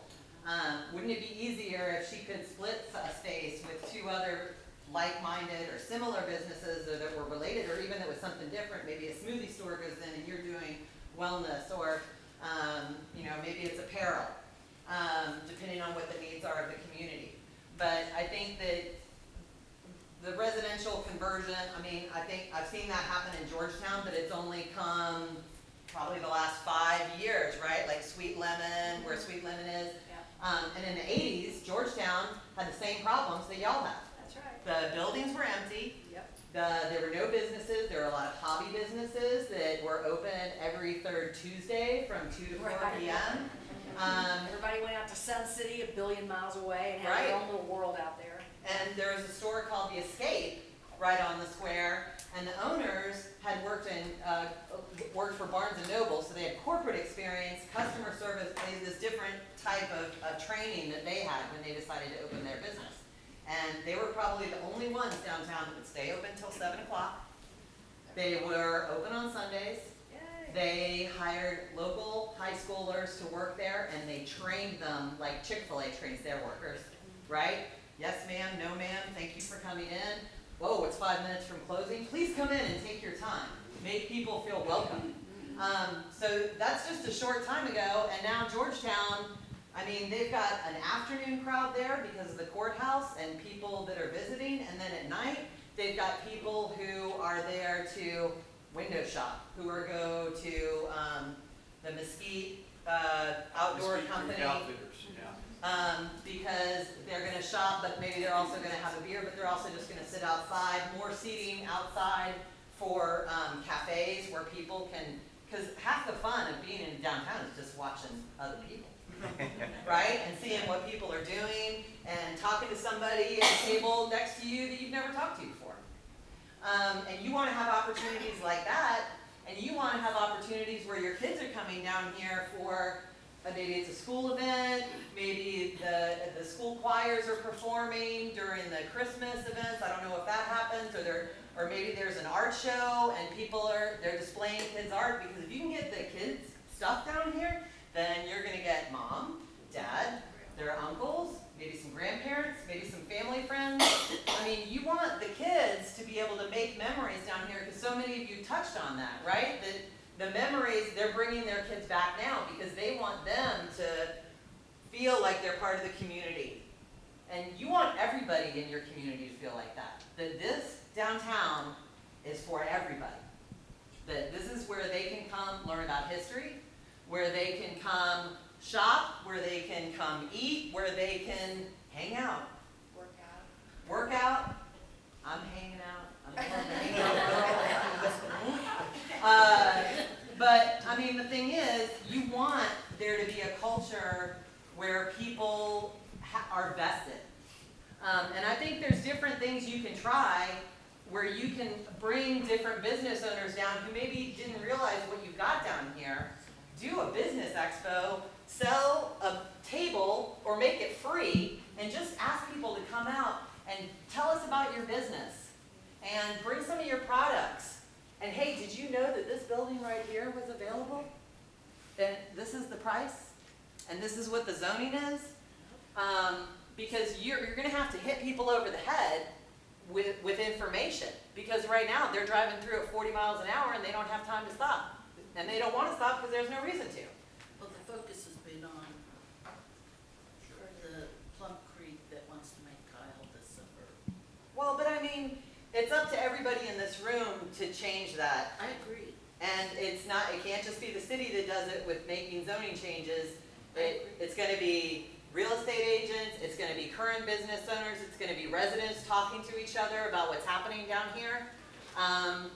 That's the way it gets done. And I think, there's a couple different members of ours who have tried like pop-up events. Is everybody familiar with a pop-up? So you can do a pop-up business in a vacant building, or you could do it, I mean, now there's some that like, they have their own little pop-up building that they come with, you know? In Corsicana, though, they did something kind of cool. They didn't just do pop-up businesses. They did a pop-up dog park. They did a pop-up beer garden. They did fashion shows featuring fashion from the stores that were downtown. They set up a nursery. They got the kids involved so that the teenagers from the high school were running a business downtown and getting that experience. And before the event was over, and are they even 45,000? And they're not even that big. Before the event was over, this was a weekend event, 11 leases were signed. Just because people were so excited, and half of those came before the event even because people were excited about the event. And I want to be there when that event's happening, because that's going to be a great way for me to connect with new customers and other businesses. And then Linden, which is 1,800 people, hosted a pop-up. They did a whole week, like right after Thanksgiving, kind of the first week of the holidays. And they offered a little package to the first business owner that would sign a lease, and who was a pop-up business owner, and they gave them, it was very little cash. It was 6 months of utilities. So the city provided that. The chamber provided a 1-year membership. And I think there's an SBDC or somewhere nearby that was going to provide some technical assistance. Maybe the chamber was going to help with that. But it was just helping somebody get off the ground, and then they promoted that business as, look at our new downtown business owner, we're so happy to have them here. You have to create the excitement. You have to capture these stories like y'all were talking about of all the parts of your community. Because you want anybody to come here and feel like they're learning about their history, right? It can't be so disconnected that people are like, all right, so some guy named Kyle and blah, blah, blah. I mean, you have to make history come alive for people to be excited about it, but you also have to make relevant. Kids, I mean, how many museums have we dragged our kids to, and how many were we dragged to where it was like a small and boring thing, and they didn't even have, there's no headphones. You have to pick up what you're doing to make history exciting so that people do appreciate it, and so they can make a connection to it. And all the cultures, you have a diverse community. You want everybody to feel like they can look in the past and see themselves here too. Do any of y'all have anything to add before we kind of close up this first part? Georgetown, I know the guys at Mesquite Creek Outfitters. It's a very cool store if you get a chance to visit. It's a really neat kind of combo retail and beer kind of thing. It's a cool store. Those guys will tell you that had they opened that, they've been open about 2.5 years. Had they opened 1 to 2 years earlier, they would have failed because the critical mass wasn't there yet. So it's really, and you all been saying it's a critical mass issue but you start doing some of these things and all at once the critical mass happened in Georgetown probably in 18 months to 2 years. I mean, it's a very different downtown than it was 4 years ago. So I have one quick little idea. Has anybody here heard of the Texas Society of Sculptors? So it's a really neat group of, they're all sculptors, amazing artists, all different kinds of mediums. And one of the things that they do is they go to small towns. Georgetown was one, Marble Falls was one. There's been quite a few that have participated in kind of the small town, downtown revitalization type thing. And so a place like Texas Society of Sculptors, you could invite them to have a show in your downtown and have place pieces of art. You can jury it, place pieces of art that stay here for a year.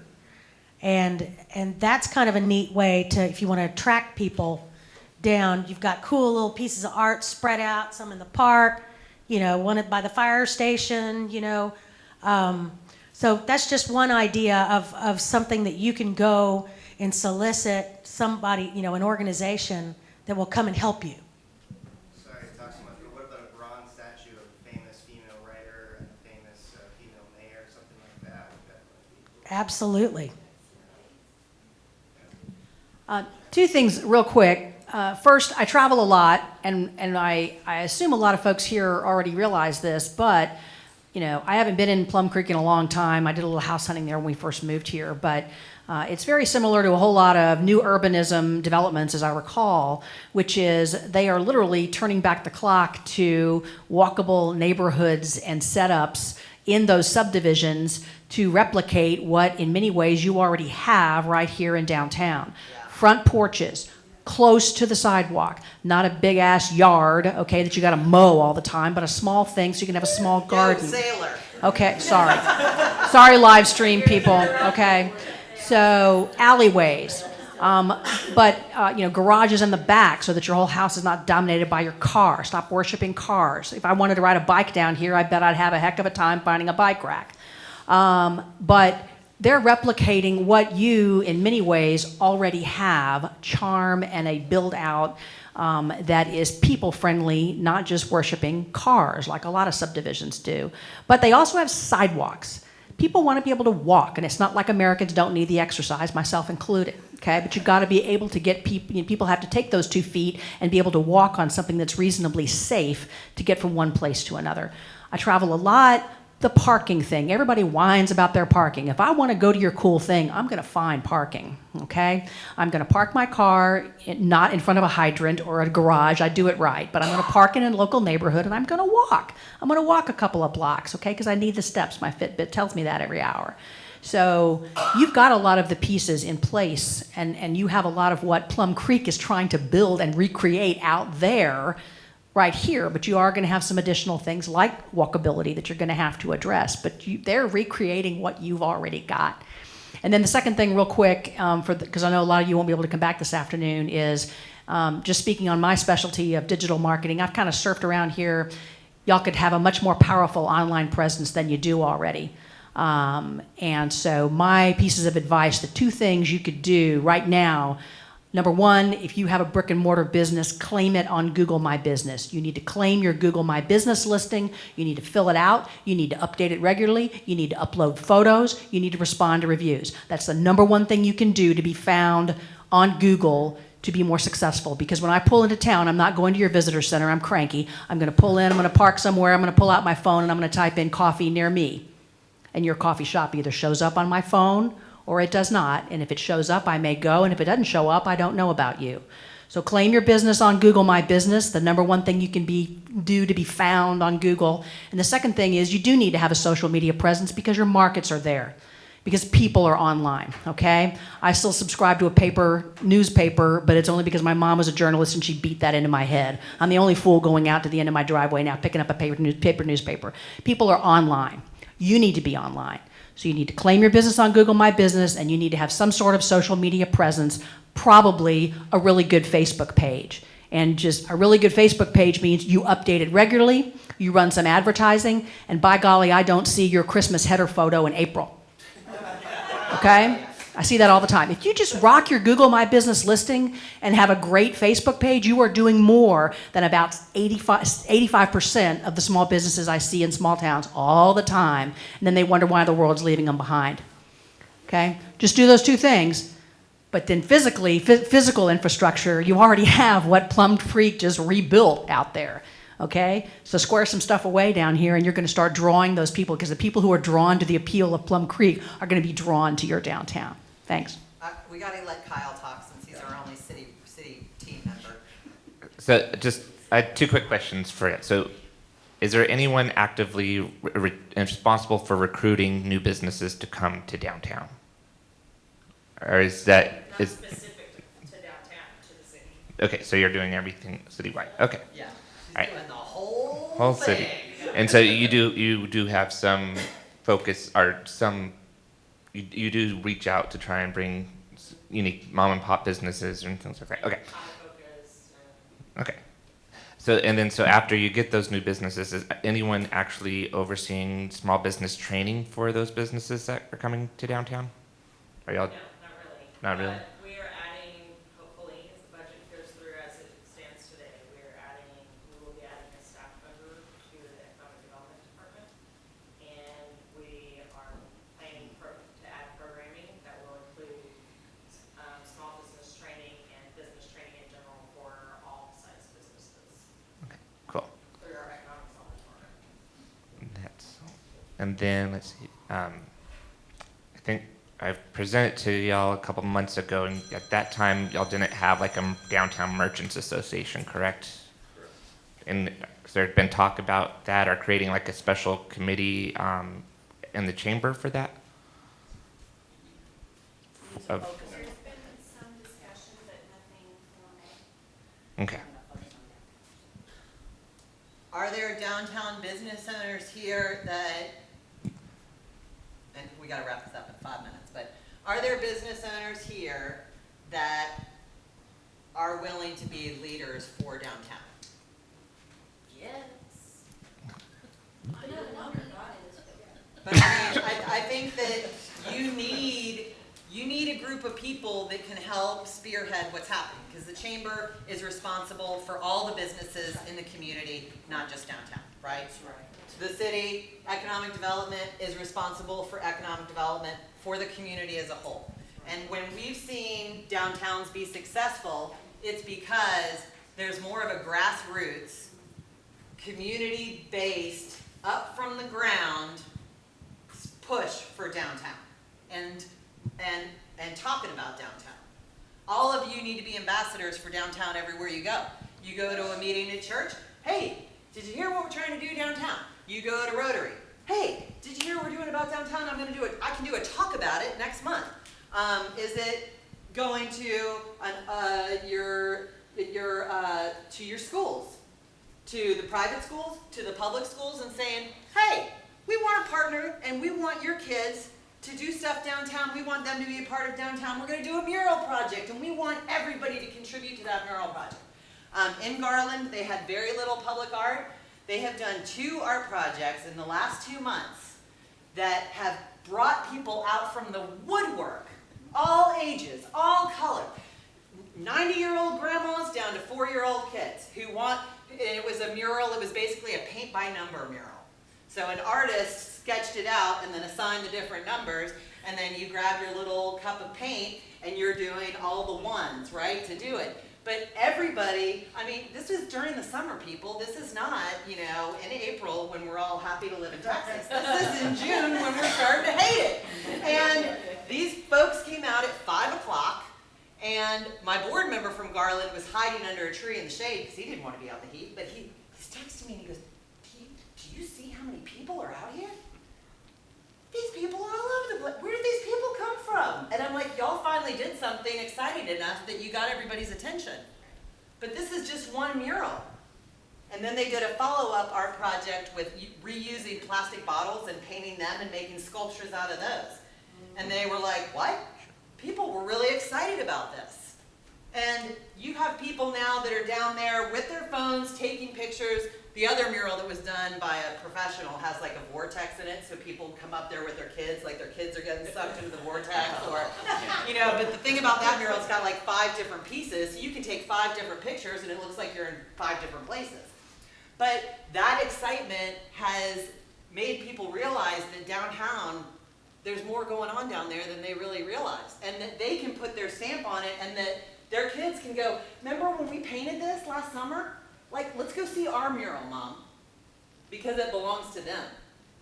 And right now, I don't know if your community feels like they have that type of ownership over your downtown. And so your goal this next year, and even if this is the only goal, is to make people feel like this is your downtown for everybody. My downtown. Yes. I like that. All right, so I think we need to wrap it up because we need to go wander around and take pictures and talk about y'all. And about your buildings, more importantly, because we're all loving old buildings. So we want to go wander around and see things, and we're going to stop in and talk to some people. Then we're going to have a lunch, and we're going to kind of compare notes and come up with some of our initial recommendations. I'm sure we're also going to have some questions. So if anybody can come back at 2:30, that'd be great. If you can't, Scott has my contact information. Dex has my contact information. Call me. Actually, email me first, and if you want to set up a time to talk by phone, I'm fine to do that. It's just easier if we can set it up ahead of time. We still have the business survey open. If you didn't do the business survey, that was for downtown business owners. That is still available, and you can still provide your feedback. But we want, we're not the experts. None of us are experts on Kyle. We're experts about some stuff. We're fake experts on other things. But, y'all are the experts on your community and on your downtown. And your opinions and your feedback and your input in what happens next is what's going to happen. And if there is no feedback or input or action, then nothing's going to happen. So thank you all for coming out today. We hope we see you back later. I think we're probably going to see you at lunch. And then we're probably going to get some pie, and then we'll get somebody to roll us back down here for the 2:30. But we really appreciate your time, and we look forward to supporting you as you move forward with these downtown development revitalization. We're not just here like, we're here for a day and we're gone. We're always here.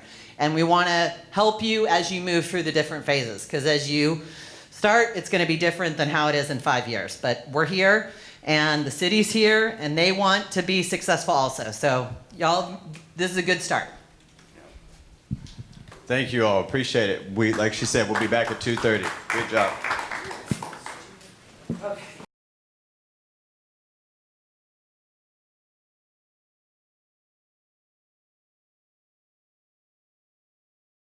Town. I think the absolute #1 priority for y'all is to identify a small area where you can focus your efforts in this next 1 to 2 years, probably.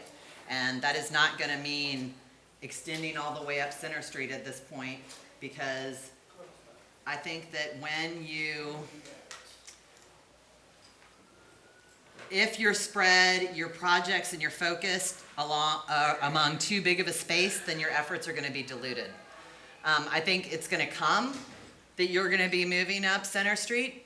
You have the population, but right now the focus should be on this main core. Your median age are these numbers correct? Your median age here is 31.6? Yeah, probably. Our average age is 29. We tell you 2 years. And then your median income, 72,000? No, that's low. That's low. It's higher than that? Yeah. Our main, yeah, thank you. I mean, I gotta tell you, we've done these assessments in a lot of communities, and I think this is the highest median income we've seen, One of the lowest ages. and one of the lowest ages. Got a bunch of wealthy millennials, congratulations. But I do think that, we think, just when we were walking around, we really want you to put some political pressure on TxDOT to help manage what's happening with Center Street. It is daunting to cross that street. You do not feel safe, and that is a deterrent to people being here. Because there's that light down there, and then you have to walk all the way up to get to a protected crossing. We were pleasantly surprised when one of the like 18-wheelers stopped to let us cross the pedestrian crossing. But there's other, we saw other times that traffic is really moving quickly. We did get hits from the truck coming the other way, but one of them did stop. We didn't shove Catherine out there in front of us fast enough, so. Shop local, is there a shop local program? There is? There used to be. They kind of gave up on it. And do y'all do anything for Shop Small Saturday? No, the chamber does. Okay. I think that it's important to build a campaign that can run year round. You have to remind people every day that shopping local matters. Waxahachie and Comanche both did really effective campaigns that featured a series of photographs, firefighters, police officers, city workers, explaining where your dollars go and how shopping local makes a difference to the city's budget and to the services that we all need to have a city. So I think that shop local is also something that, and that doesn't, expanding that program, we're trying to look at these low-cost things that you can do, and there is a multitude of information and graphics that you can download for free to encourage people to spend locally. And this is the time of year to be contacting American Express and getting all the freebies for Shop Small for November. Right now, August is the time to be hustling to do that. And then once you sign up for that, which doesn't cost anything, they'll send you doormats, stickers, bags. You'll be overwhelmed with the amount of stuff that you can pass out. I had packages last year, and I ended up throwing away about 10 packages because nobody picked them up. Seriously? We did too. We still have boxes in our garage. So what were y'all doing to get the word out that y'all have those boxes? Social media, Facebook, Twitter, Y'all did. LinkedIn. So y'all, sometimes you just have to walk them out. We hand delivered almost all. We don't have the resources to walk them. The economic development department, we have really large projects that we are snowed with, so that's part of our issue. Is it ever possible that there would be a staff person dedicated to downtown? No. How about small business, and could you combine? I think by combining our efforts, because she ordered them without us knowing she was, and we ordered them without her knowing. And then we also had some small local businesses that also ordered through American Express. I know Hands on Healing had packets at their place. So maybe a consolidated, a consolidated effort, we might be able to accomplish a little bit more than we did. So maybe getting a small group of people in the summer, like probably now, if you're gonna try to coordinate efforts for this holiday season. You don't have a lot of retail down here. It is primarily professional, but as Eric was pointing out, is that a lot of people are worried about the state of retail right now in America because Amazon is everybody's best friend, right? Or they think they are. Meanwhile, Alexa's listening to your every conversation.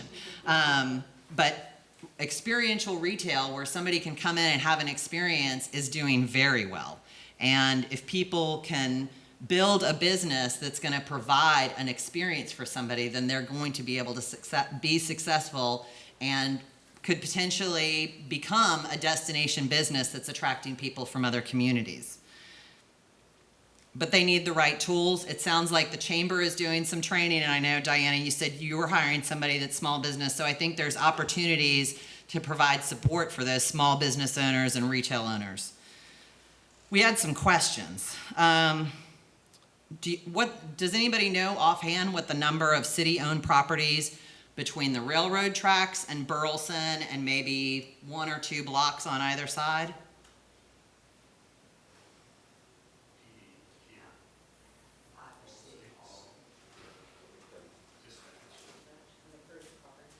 The fire department.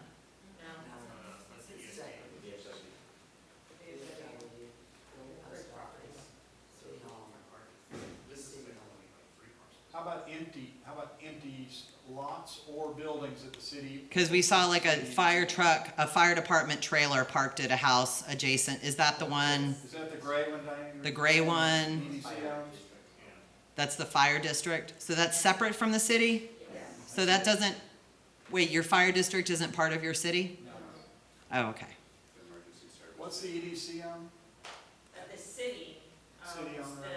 the Krug property, which is on Burleson, and it's on It the was city a square house. where the Kyle Parks and Rec Department is right now. Oh, okay. So I was telling you about it. And All then right. it's across the street from the old city hall that we have recently purchased. That's where Parks That's what is? I'm talking about. Oh, okay, the Krug house. That's what I'm talking about. Yeah, What it's about, Parks and Rec district. the historical? The Young building Young building on the corner. that has the historic marker. Little stone house. Open love for kids. But is that open? Privately It owned. is privately owned? Okay. And it's not being used for anything. It looked like it was being used for storage? It's an office for that organization. Okay. The senior center. So the old city hall, does the city still own that? Yes. And so everybody kept referring to it as the senior center. Is that the sole purpose? Kyle Every Seniors programs are out there. So somebody mentioned us that the barber shop wanted to do a back to school haircut, free haircut day, and they wanted to do it on the Sunday, so they were able to work something out with the senior center. But how far, they made it sound like the senior center programming went out, you know, had it reserved for a very long time. Is that correct? Every time I've tried to rent it, it has been unavailable. That's as much as I can tell you. So did, It's been unavailable, is that what you said? yeah, it's been unavailable. So who determines the programming of that property? Cast, The city does. no, Cast, Kyle area seniors. City, okay. Okay. Yes, the Parks They're proficient in making reservations. I mean, it's just first come, first served, and it's booked all the time. Right. So who's booking, the senior citizens, or they're making constant calls in to? No, the Kyle area, right? Senior zone. Seniors, yeah. And do they pay for that? So it's free space? pretty much. In prime? Whoa. So your prime downtown space, number one largest space, that you could have community events in, is full for free. We do community events, some, but again, most of those are paid for by private sector.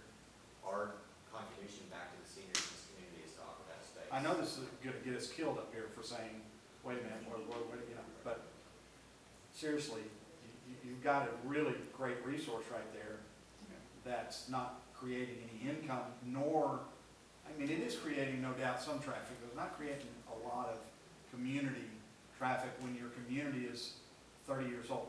average age. There is a fee to use that if you're an outsider. For There is a non-seniors, yes. For non-seniors, yeah. Okay, so the seniors use it for free, but everybody else pays. But the seniors use it all the time. Contributed several $100,000 to the restoration. But was it just seniors that contributed to that? Yes, they were an organization, and the organization raised several $100,000. Okay. Are there design guidelines for downtown? There are? There's an overlay, just like we have we have about 4 of them, conditional use overlays, so if you want to design something and build it downtown, it's effectively a conditional use approval, and there's a real high level requirements for architectural, it's just, building standards and architectural standards. They're not written down, there are no written design guidelines, they're just sort of vague.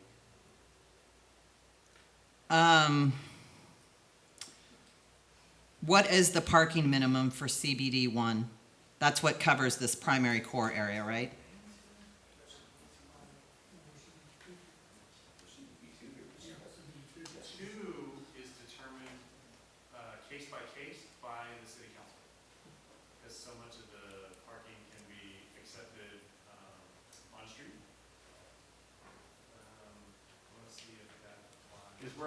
here, 2 or 1? Right here. So This is 2. So the real hardcore is 2? Correct. Okay. What about for remodel? Is there, you know, how much can I rip down off? They're triggers. Okay. I can send you all this stuff later. Yeah, I would, yes, that would be great. Yeah, no, we're not trying to play stuff. We're just curious based on some of the conversations we had while we were walking around, and there's no height limit for downtown. There should be a height limit, so in the RS zone, there is a height restriction of, I think, 70 feet. But I'm talking about in CBD too. Wherever there's not RS, there's gonna be, 40 to 45, yeah, somewhere in there. Sign ordinance. What does it cost to get a sign permit? I can go get you the fee schedule, I don't have it committed to memory. Okay. Do you charge for sandwich signs? Sandwich board signs? $100, that's what they charge me. I think it's our minimum. Why do you charge $100 for that? Because the fee schedule reads it's $107. Kyle, no charge for sandwich boards. Right, yeah. But you have to get a permit for them? Not for sandwich signs. Okay. Well, they're technically not allowed. They're illegal per text office, this is their right of way. Oh, okay. We allow them. Okay. That's a conflict. Yeah. The sidewalk gaps, are y'all waiting for private development to come in and fill gaps? Down here? Like just walking Off past of the square. Hayes Street Press, all of a sudden just stuck. So is it private development as it comes in, it fills in the gaps? Okay. So it's just a matter of timing of when that development happens. Is anybody tracking current sales and lease prices for downtown? Unofficially, yes. Is anybody tracking vacancy rate? Is there any type of database for your downtown properties? CBD For one is all of 5,000. our properties. We have database for all of our available properties. Okay, but it's not, downtown isn't broken out separately? Okay. I think that would be a way to help you market downtown properties if there was some way for people to access information. It's on a map, so you can narrow it down. Oh, you can, okay. Is that on the EDC kind of page? Okay. Are prices generally on there? Let's make I a know. note to send that to them as well. I know it's hard to get sometimes. It's whatever information the brokers will give us. Okay, Sure, yeah. sure, yeah.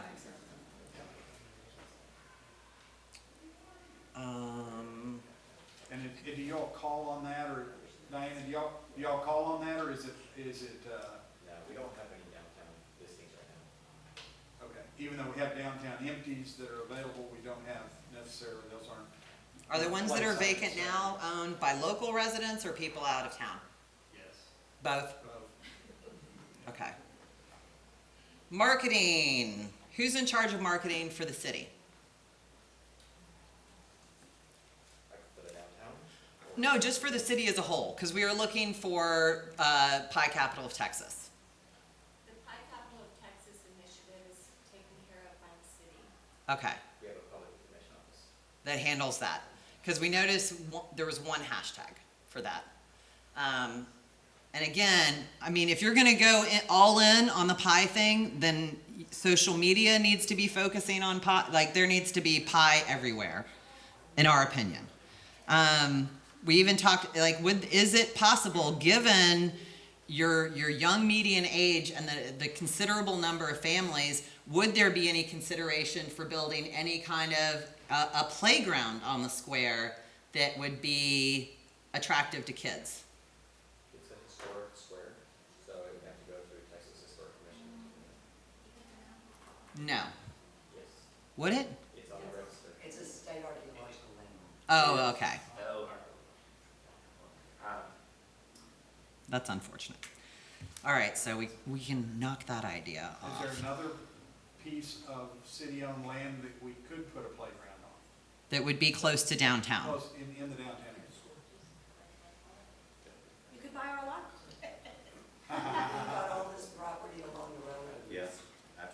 Oh, yeah, that includes there's additional property associated with that lease? Would they allow you to do that? Not by the, well, I mean, it would have to be fenced very, very securely. Right, and farther away, because there are rocks that go flying and stuff that goes flying sometimes off the train, for I just sure. got a quick question. The Parks and Rec folks, are they here still? I was just curious, is there a park, designated park, right here within the downtown? No, Greg Clark Park is downways. I'm downtown. That's more of a passive residential area, but it's on Center Street. Okay. I'm on the Parks Board. There is nothing. This area here was originally settled, whenever the city of Kyle came here. They moved Mount City to here. They broke the lots up, sold them, and since then, it's just always been home sites in the area. The library might be the closest thing that would be a park in the downtown. You know, Mhm. right on the edge. There's a little butterfly garden in the back, but. Oh, cool. You know, putting a little playground structure here makes sense for our demographic, but it does not make sense for the traffic.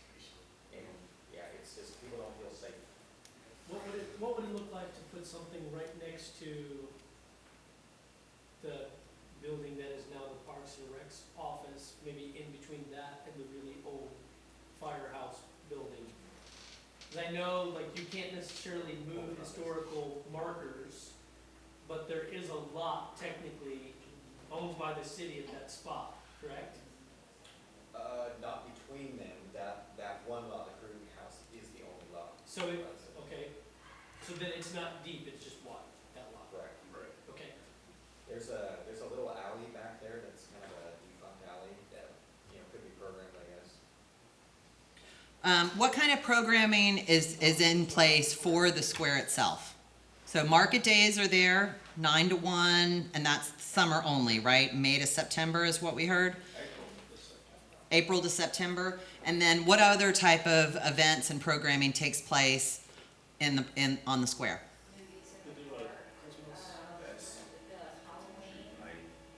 Yeah, so movies in the park, Halloween, and then Christmas. Okay. And the parade Movies in the park is only a certain season. Right, right. Communication with that isn't great. I mean, my business is right across the street from that, and even with the movies on the square, like, I had no idea until the day before that was going on. I would have loved to have been able, I'm very active on social media and would have loved to promote that and get involved in it with my business as well. Have like box dinners available, yeah. That's just, I think there's part of the breakdown. Same with, like the Christmas lights, you know, we do like a downtown Christmas light, competition. And the last time I found out about that, it was 3 weeks before Christmas. And I mean, that's a busy time for us with catering and everything. And to expect us to do that in a 3-week time. Right. I just think there could be some better communication with the businesses that are down there. I mean, I know Julie and Spencer, we would all love to get involved. Ola, the ice cream place around the corner, we talk about it all the time. We have the same issue. There's no communication about what's going on with that downtown area. And we feel like we're a big part of that, and we would promote that. When is the Pie in the Sky event? It's next weekend. It's next weekend. I'm not seeing anything around town about it. I mean, if I didn't know there was a balloon thing going on, just walking around here, like, I saw a flyer about a thing happening in Lockhart. I post on social media about it, but that's, yeah. Yeah, but I mean, and I'm a social media person, I get it, but you need to have signage stuff too Yeah. for the people that just don't live in that space. I don't see any of that. So, I mean, do y'all have a Facebook page? I do, Just yeah. a simple, does Kyle have a Facebook page? The city of Kyle does, yes. But the city's probably primarily using it more for information services, right? Because that's what city pages, you know, if there's an emergency or things like that, yes. So we are promoting the Pie in the Sky heavily on Facebook and boosting those posts to areas far and wide. So. Okay. The city has a special events coordinator. Okay. But are you mentioning that we should have banners maybe across our Center Street? I don't know if TxDOT would allow you, I don't think they'd allow you to do a banner. Maybe banners along the sidewalk, something advertised along the sidewalk, something of that. I mean, even just. Yeah, you have the poles, you have the flag poles that go down, not the flag poles, but The banners The that are on the banners. light, on the street lamps. Yeah, that's a great I think place. we've sunk into that era of relying on social media for all of our marketing, and we may need to step outside of that zone and consider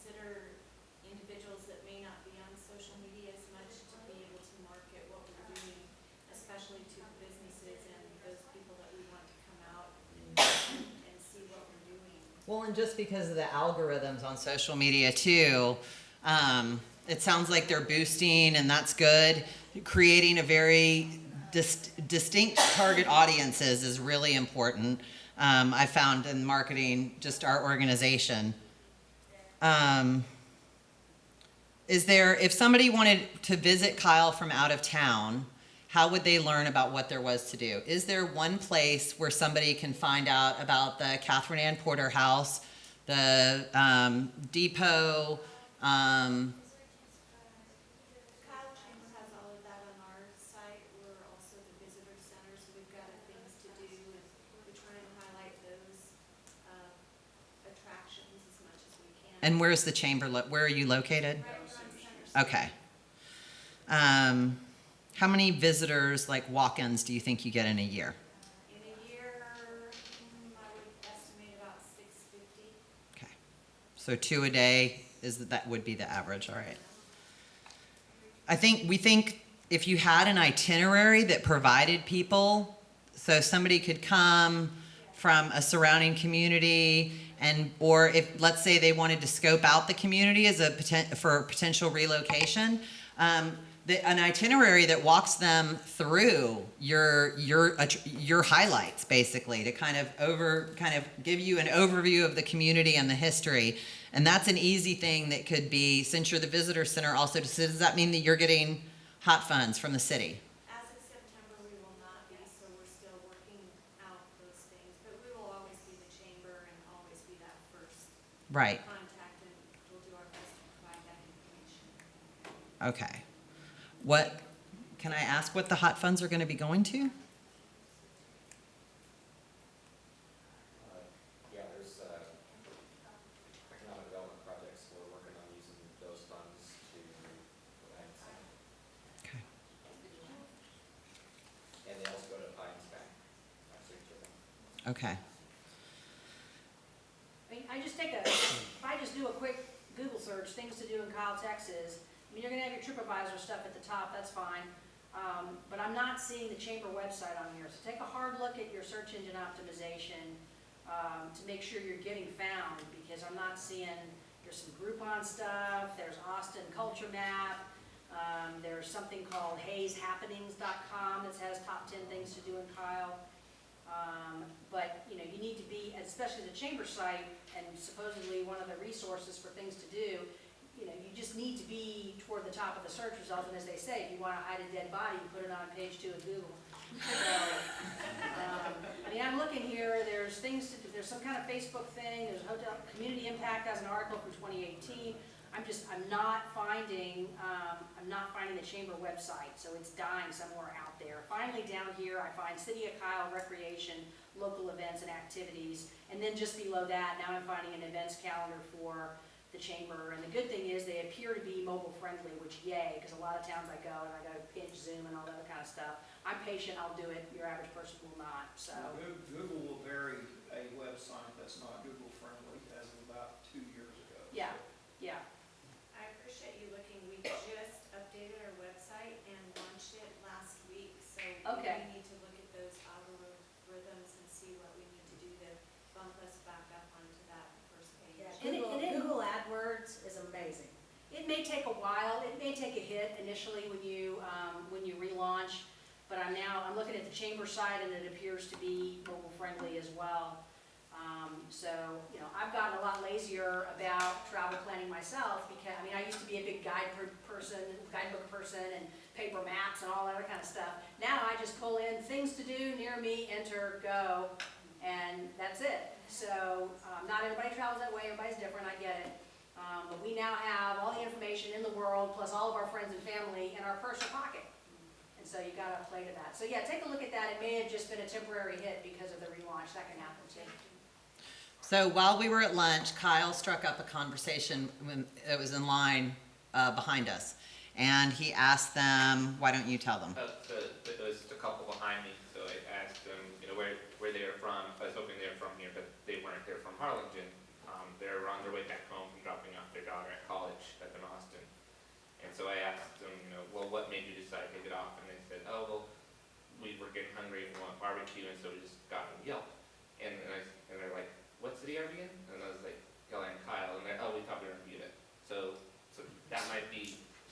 little gateway signage might just help so people know where they are. I mean, you want to make sure people, it's hard this, I-35, you're going so fast out there, right? You blink and where there is a lot of density in communities, I mean, Round Rock, Hutto, Georgetown, all kind of mashed together, it just happens. But that's why making sure that people can identify where they are is so important. So if it's signage on the highway signs that says downtown Kyle this way, and if you can add the 150 Center Street, if you can get that slash and get the Center Street on there too, because right now it's just 150, so people might not be identifying that with downtown. Yes? But one of the nice things is, our first two exits coming from Austin are called Kyle Crossing and Kyle Parkway. So we do have. But that's not Kyle Center Street. That is true, you're right. And Kyle downtown. It also doesn't say City of Kyle. People could think that it's Kyle Parkway, that's just the name of the road. Okay, so it doesn't because TxDOT didn't allow it when we built the bridges, but we actually changed the name of the road so that it would actually have Kyle in the name. Oh, gotcha. To put on the bridge, so that, it was the intent. Okay. Did y'all talk about the water tower? Because when I first got my job, it was like, oh, that's my exit, because there's a water tower. Right. I mean, for 35, that's a big. But people are driving and looking at directions on their phones that are mounted right here, and depending on their car, might not be able to get that vantage point. Yeah, for me, it was to go back to somewhere I'd been. It wouldn't have, but that must be downtown. But I love the water tower. It's iconic. I love water towers, so I think it's great. But I'm just saying that people might not necessarily see that. People travel like this sometimes. It's easy to miss things, especially when you're going 75. And if you're hungry and you're really not paying attention, and then you just. Well, that's also too, because they know that San Marcos is really close, and they know Austin, they may just be zooming in between, because you've got, especially for places to stop and eat, they're coming from San Antonio, are they gonna stop in Kyle to eat, or are they gonna stop in San Marcos to eat? So, If they stop in San Marcos, they're passing. And you have a lot of restaurant options but I'm guessing that they're primarily, you have a majority are chain as opposed to locally owned. Would that be correct for me to think? Okay. And then as far as what you have downtown, there's the pie shop, there's Milt's, and then there's a pizza place too that's down here? And then what else is there? And the buffet, that's right, and the buffet. So is that? And the ice cream, but that's not like a lunch place. Like you can't get lunch on the road there. Oh yeah, is there a lunch, like a sandwich shop here anywhere? Pie companies. We don't have pie companies the same either.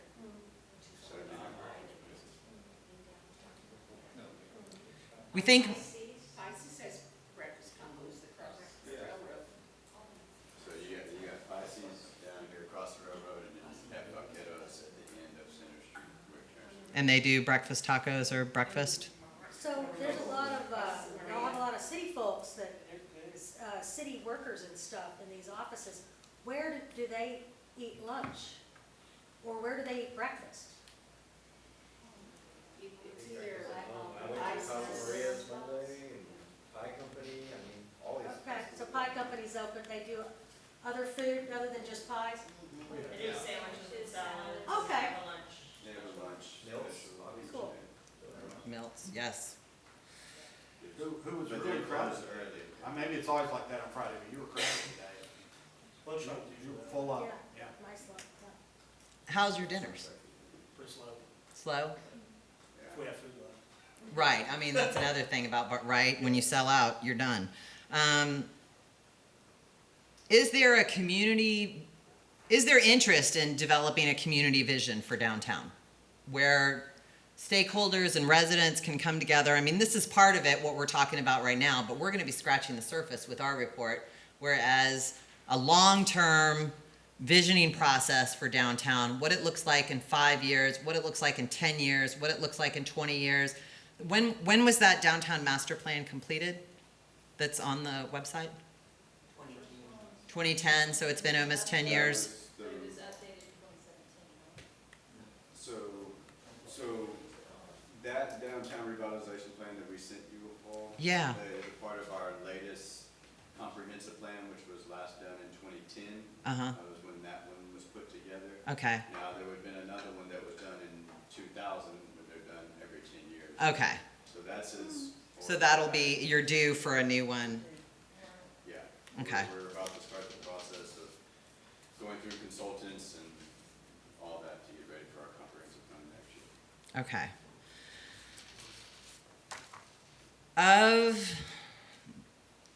In the survey responses, which we'll be sharing with the city, people talked a lot about what they were doing for marketing. Facebook was the top one by all stretch, but you still, 50% of business respondents said they used print media, which I thought was interesting too. We asked about how you're engaged with downtown, but people don't really feel like there's any efforts to be a part of, and they would like to be. It sounds like the folks that responded would really like to see things moving forward.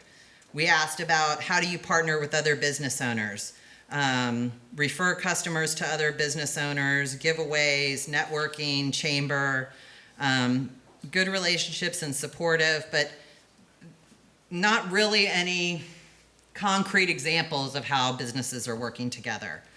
And we asked, what do you like about other downtowns? My favorite was, don't really compare. Because somebody loves downtown Kyle so much that they're really not interested in any other downtown, and I can respect that. People feel like there's foot traffic. In successful downtowns, there's a variety of options for entertainment, walkability, making it easy to find out information online, family-friendly, safe, sense of community. How many bars are located downtown, speaking of family-friendly? Because I think we counted 4 or 5?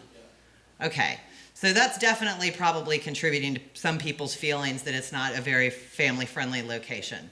Especially since it's not like there's family-friendly activities that are happening downtown during the day for the most part. Would that be safe to say? Is that a correct thing for me to say? Yeah. Okay. Yeah, I would say of all of the special events, really, they're all put on by Parks and Rec Department. So there could be some of the disconnect too, that. So there's family-friendly activities, but they're taking place out in the parks that are outside of downtown. Well, no, even market days, the trick or treat, the Christmas deal, all of that's put on by the Parks and Rec Department. It's not actually by the city office here, it's by Parks and Rec. Okay. Which I'm imagining that runs in collaboration but independently. And as far as retail, like if I went to buy clothing or a trinket, other than the Christian store, there's really nothing, right? There was 2, but I think, are both of them closed? Yeah. Next to Love. There were 2, but they recently closed. You got a few soaps and spices at Wright's Emporium and. Yes. That was the strip that there were 2, and they just recently closed down within the last 2 months maybe. Yeah, it's tough to make rents selling soaps and spices or trinkets or whatever, yeah. Are y'all looking at ways to encourage more retail on first floors and get some of maybe the office space off of first floors? Overlay, is that what you're talking about? Overlay is possible, one way to do it. I know we've seen one of the properties we talked with, they talked about buying additional properties and turning, building more office space, which office is needed, but it's not going to be the draw that's going to bring people downtown. So just what can y'all do to help promote, that y'all want retail on those first floors? Something to. So on that, we bought the Krug house. We own the dispatch center on the corner. We have requested proposals prepared to sell those to the private sector in exchange for that type of development, 2-story, multi-use. Okay. I think we mentioned it, but I think more for an economic development standpoint, your because you're young, you've got a lot of millennials, and they're probably in, a lot of those are in tech or related types of businesses. A co-work space focused on tech hardly has to be anything greater than a coffee shop. You know, think about at Starbucks how many people are sitting there with laptops. I mean, it wouldn't take much to take one of these old buildings down here and make co-working out of it. Small business, entrepreneurial kind of thing. I'm not saying full-blown WeWork. I'm just saying some space that's got Wi-Fi printers and a couple of conference rooms. Sure would bring a lot of folks. I mean, if I'm living out here and I don't want to go all the way into downtown, and I don't if I live out here, right? I don't want to drive all the way in. Gee, if I could do that here. I think the proof is you've got 6, 7, 8, what do you got, 10 units, second floor units that are full with waiting lists. Somebody's wanting to stay down here. Somebody would like to live, work spaces down here as well. There's a real opportunity for live, work, co-work, that kind of thing, I think, down here. I think you're right. And I'm on as far as the incubator, I think I shared with Dex and Scott about what Tyler did was it was a public-private partnership to develop their innovation pipeline, which includes a 3D printer, other equipment. Residents can join and pay I think you can pay a daily rate, you can pay a monthly rate, and you can go in and have somebody teach you how to use this equipment, and then you can use it. And that's, they're bringing kids in to learn about the different machines and what's possible, because our kids are the ones that are they're going to replace you. They're going to be the next barbecue owner. They're going to be managing at one day the museum. They're going to be running the city, but they're also going to be starting businesses, hopefully, and generating new ideas, and you want to encourage that by exposing them to as much as possible, but you have to have it here so that you can do that. I'm happy to share information with the Tyler folks, because I think it is something to even just have a conversation about. They got started. And that was part of their comprehensive plan that I think they adopted. It was the city's comprehensive plan back in 2007. It was Tyler 2020. In that, they did land banking so that they can control development and what would be coming. They had a specific, I think their downtown master plan is one of the best I've seen. And I encourage you to look at it as a way for how they were able to lay things out and create good connections with artists, with the private sector, and how they could continue to develop. Tyler's downtown is actually very professional and has no retail. They have primarily restaurants and bars that are driving people downtown, and there has been the co-working space, but it doesn't have a lot of retail, but I would still consider it a successful downtown. They have embraced the arts. Their downtown Main Street program shares office space with a gallery, which is managed by local artists. They have great events centered around art, and they have a children's discovery science center that's right downtown too. So there's kind of some different things going on, but hardly any retail at all. So if the retail doesn't work just because you already have a lot of retail in your community, then I don't think you have to give that up, but you do want to make sure that what your downtown is offering is exciting and is attracting your residents. And I think it's important, considering a potential economic downturn, that you can't rely on the visitors, because when the money goes, they're the first to, I'm the same way. When the money's, travel, what is that? I'm not going anywhere. I'm lucky if I'm gonna, head over to a swimming hole for the day. Two other things on Tyler, and I came out of economic development in Tyler. Tyler has over 400 people living in downtown. You would never know that being there. They had a waiting list as much as 400. They finally quit even bothering with a waiting list. And again, there's no retail down there. So people want to live in lofts, and certainly around Austin, people want to live in lofts. And the second thing is they did some co-working space. That's been real successful. They did that off of downtown. Somebody took an old building. The city, I think, put a little money behind it. That worked.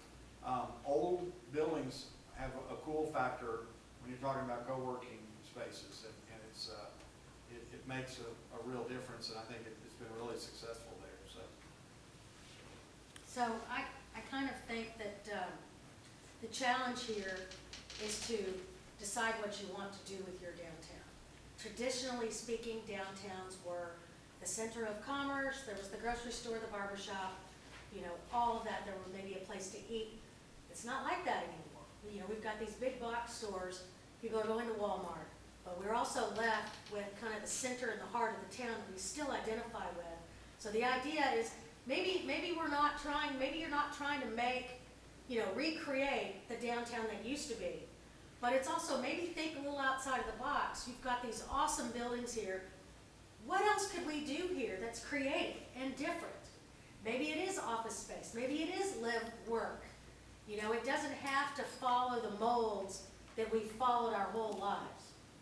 So just encouraging you to kind of think a little outside the box and think about what other things that we could do with this area. Catherine, I asked you this because I don't know how to do this, but I get frustrated in downtowns when everything's privately owned and you've got owners that don't want to fix up. And they're just sitting, they don't want to sell, they don't want to fix. What is it that cities can do and communities can do to stop that? So there's the carrot approach and there's the stick approach. And I'm all for using the carrot as long as it is appropriate. But I think and I know there's people that disagree and feel like the stick never works. Frankly, sometimes it's necessary. Sulphur Springs, which I mentioned earlier, and I don't mean to talk about them, but their code enforcement program is probably one of the strongest in the state. You don't just get one notification a week or a month. You get one every single day. There's one in your mailbox. You need to take care of this. Oh, okay, just throw it in the trash. Nope, it's gonna be another one tomorrow. And the next day, and every day is a new violation. And there are properties that have $50,000 worth of liens and they're only worth 20. And when you go to renew your driver's license, you can't because you haven't taken care of your business. And so I'm all for property rights. I'm in Texas. I'm not stupid. But at the same time, no one person's property rights are more important than anyone else's. And when you have a dilapidated building or an empty building that's fallen apart, or I've seen fallen in roofs, rat infestations, where a city does nothing, and your residents are paying attention. And the message that's being sent is, we don't care. We don't care. And that's not the message you want to send to potential business owners, to residents, to your visitors, to potential investors.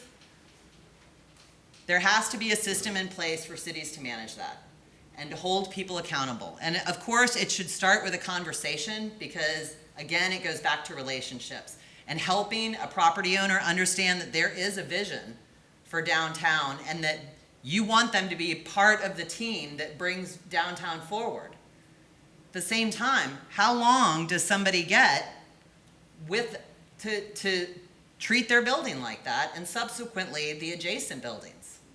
We were in one town where there was a roof falling in. The lawyer was at the meeting who owned it, and he, puffed up and was telling me that he had property rights. And I said, so does the person next to you that has the shared wall. When I'm in her building, I can see the sky. Why are you special?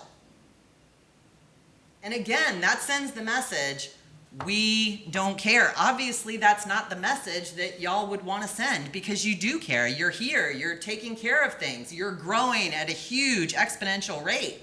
And if you look, I don't know how many of you have looked at Kyle on Google Earth or even just Google satellites, but I think it's interesting when you go out, when you start zooming in, you can immediately tell where downtown is because it's the traditional grid. And the other subdivisions are all what I did in planning school with the nodes and the cul-de-sacs and everything else and the shapes. But I can always look at a map and I can always find downtown because it's traditional grid.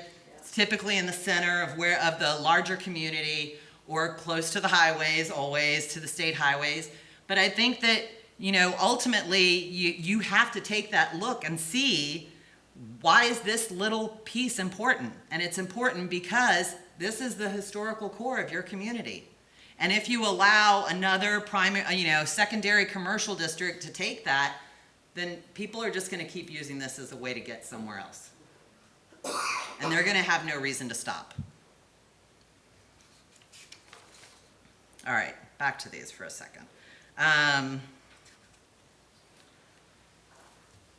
Somebody did talk about restrictions on signage.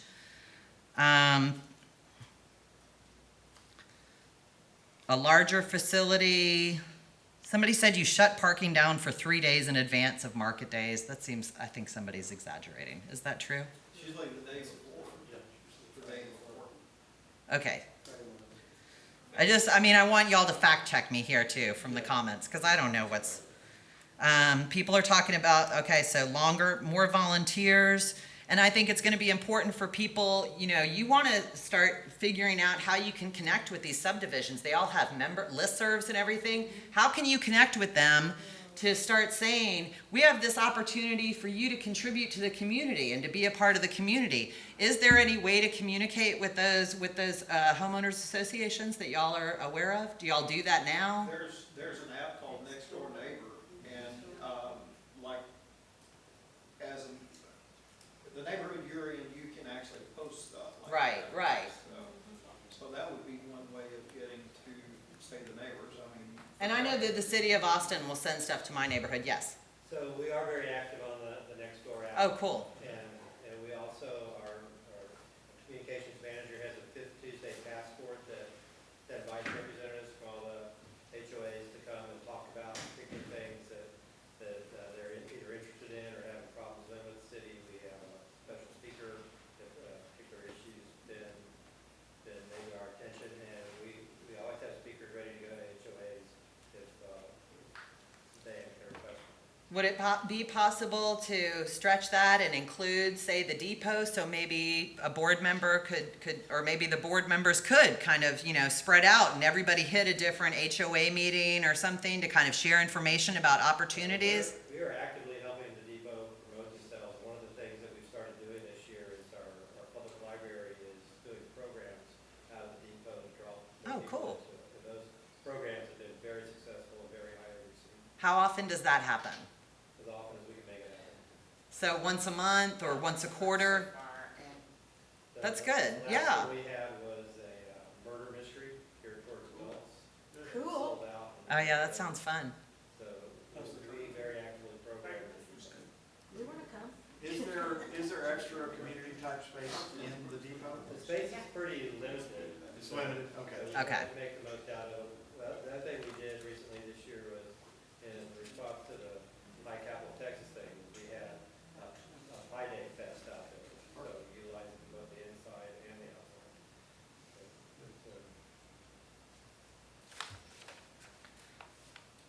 Does your library have,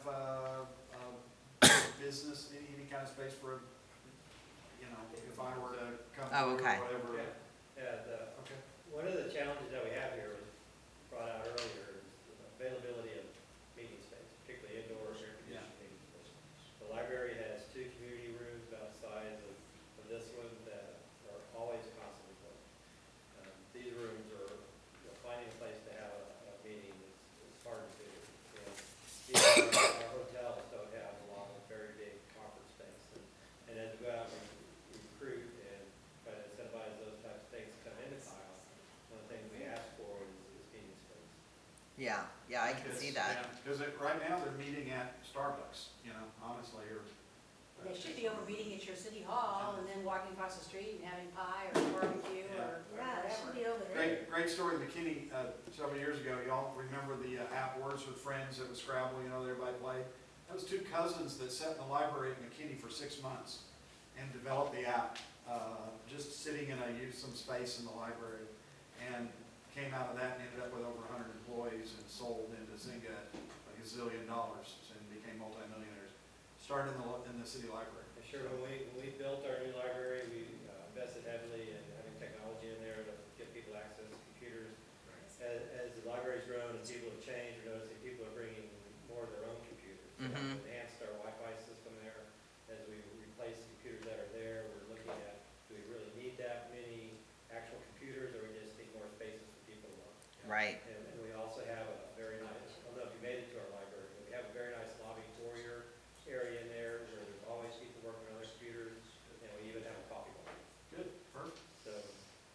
Oh, I like that. Yeah. Coffee, books, and hanging out. I mean, really, there's your tech space right there too, right? It's like y'all could just build onto that in the future, you know, as far as 3D printing or things like that. You would, cool. Oh, that's cool. I love it when libraries get used for multiple things. Little Tiny Equipment up in Wood County is using theirs. They're doing incubator, and they're also doing art classes for kids out of their library. I think that's the most, I mean, I think I gave the highlights of the business survey results, and we'll include those in our final report too, so that the city has them. And if more people fill it out after, you know, today, then we'll we'll share those also. Is there any kind of closing information or questions that y'all, Kyle? I have one more question. So if I was say Rotary and I went to rent out downtown to host a fundraiser event, is that possible? Because right now y'all say Parks is the only one hosting events. So there's a process in place for outside organizations to do that. They just go through the park system to do. And that would include, like, if they wanted to, like, close the streets on the other side of the square to do that. Have y'all done that? I'm sure you have, right? What else? Faith? Anything? Sheila? Eric? I walked up just to see what it would feel like in August, because I'm a glutton for punishment, but I decided. She's the only one. Yeah.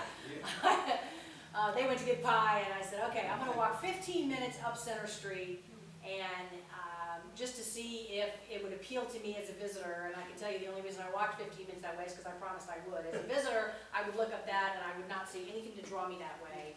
But I walked anyway. I bumbled around over the Baptist Church parking lot, sidewalk that came and went and stopped and started. And I climbed up and down stuff and found the Catherine Ann Porter house. I know who she is. I've read Ship of Fools. Nobody knows who the hell that woman is. Okay, y'all are gonna have to explain to people why she's important beyond just pointing the historical marker in front of her house. People maybe don't know who she is. I think it's great. If I didn't know that there was an author living behind there doing something interesting, I would just wonder what that dark building was behind the original childhood house. So I made, mention, I looked at that, and then I kept walking. I bounced around amongst where the sidewalk ran out. I climbed over things. I walked all the way up to Vaqueros, and that was it. So, okay. And then there were some things across the street that I thought I might look at, but I decided that I wasn't going to take my life in my own hands and go skittering across the street, because there's no way I can see to do it, even though I can move pretty fast when I want to. So, you're not going to get anybody interested in going that way very far right now. Right now, okay? So from my perspective, as someone who travels a lot, stay super focused. Don't let everybody get distracted with all their long stories about what happened a million years ago, whatever it is. No, we've got to stay focused. Here, this is where, even if the downtown maybe used to go that way, we're not there now. Keep it focused. Keep your focus focused on the small area here, because there's plenty of work to do right here. And in addition to, and the thing about marketing is, again, I'm a digital marketing person, but that stuff is not the be-all and end-all. It needs to be integrated. There is still space for some print media stuff for your people who still do print. There is space for signage. So the answer to everything is not social media, although it is very powerful. You're still going to need, I want to be able to walk down a street and see some signage about cool things that are coming up. And the fact that I know nothing about this balloon thingy coming up is, I should know about that, because we're right on top of it right now. So you need to be thinking about that kind of integrated marketing too. Don't just be a squirrel and chase whatever the latest social media thing is. Have a whole integrated package of the story that you're trying to sell. And I saw a lot of things that I liked a whole lot, but probably my biggest frustration of an underutilized asset, as I said, is going to be that little square over there. I mean, I just spent time in German Village in Columbus, Ohio, and a lovely park, and as obviously Ohio is slightly different weather, but like dead-ass grass over there, nobody's watering anything, and you've got that building sitting there that's in prime real estate that ought to just be a beehive of activity, and nope. And you've got, a decent amount of parking all the way around it. We tried to walk around the square. That was super fun with sidewalk bingo. Woo! It ends here, but we can pick it up over here if we cross the street. Yeah, thanks. So do something with that park, because it's wonderful, and that can help with a magnet feeling of getting people to come into downtown. Even if it's just kind of letting your, kids, and I remember my 2 kids, please let me take them someplace safe where I can just say, go and run and exhaust your little selves so you'll sleep and be quiet. Do something with that little square, because by trying to get around the square, that's how we easily found the Pop Place, Wright's Emporium, some of the stuff that's over in that direction. So that's a great asset there. Yes, sir. Do y'all have any recommendations on possible aesthetics? That's where I was going. Color. Color. That's where I I was just gotta going. share this with y'all. Buda has beautiful flower plants in their downtown. And I'll give y'all 3 guesses where they bought those pots from. They bought them from Kyle. Right. And while you were speaking a minute ago, I was actually having lunch with Robert, and I mentioned to him, if we think about the expense of doing this, would it be feasible to reach out to the citizens of Kyle and say, we're sponsoring, like you said, push the pie idea. Well, what about a blueberry style pot? What about a peach style pot, an apple style pot that you have plants in?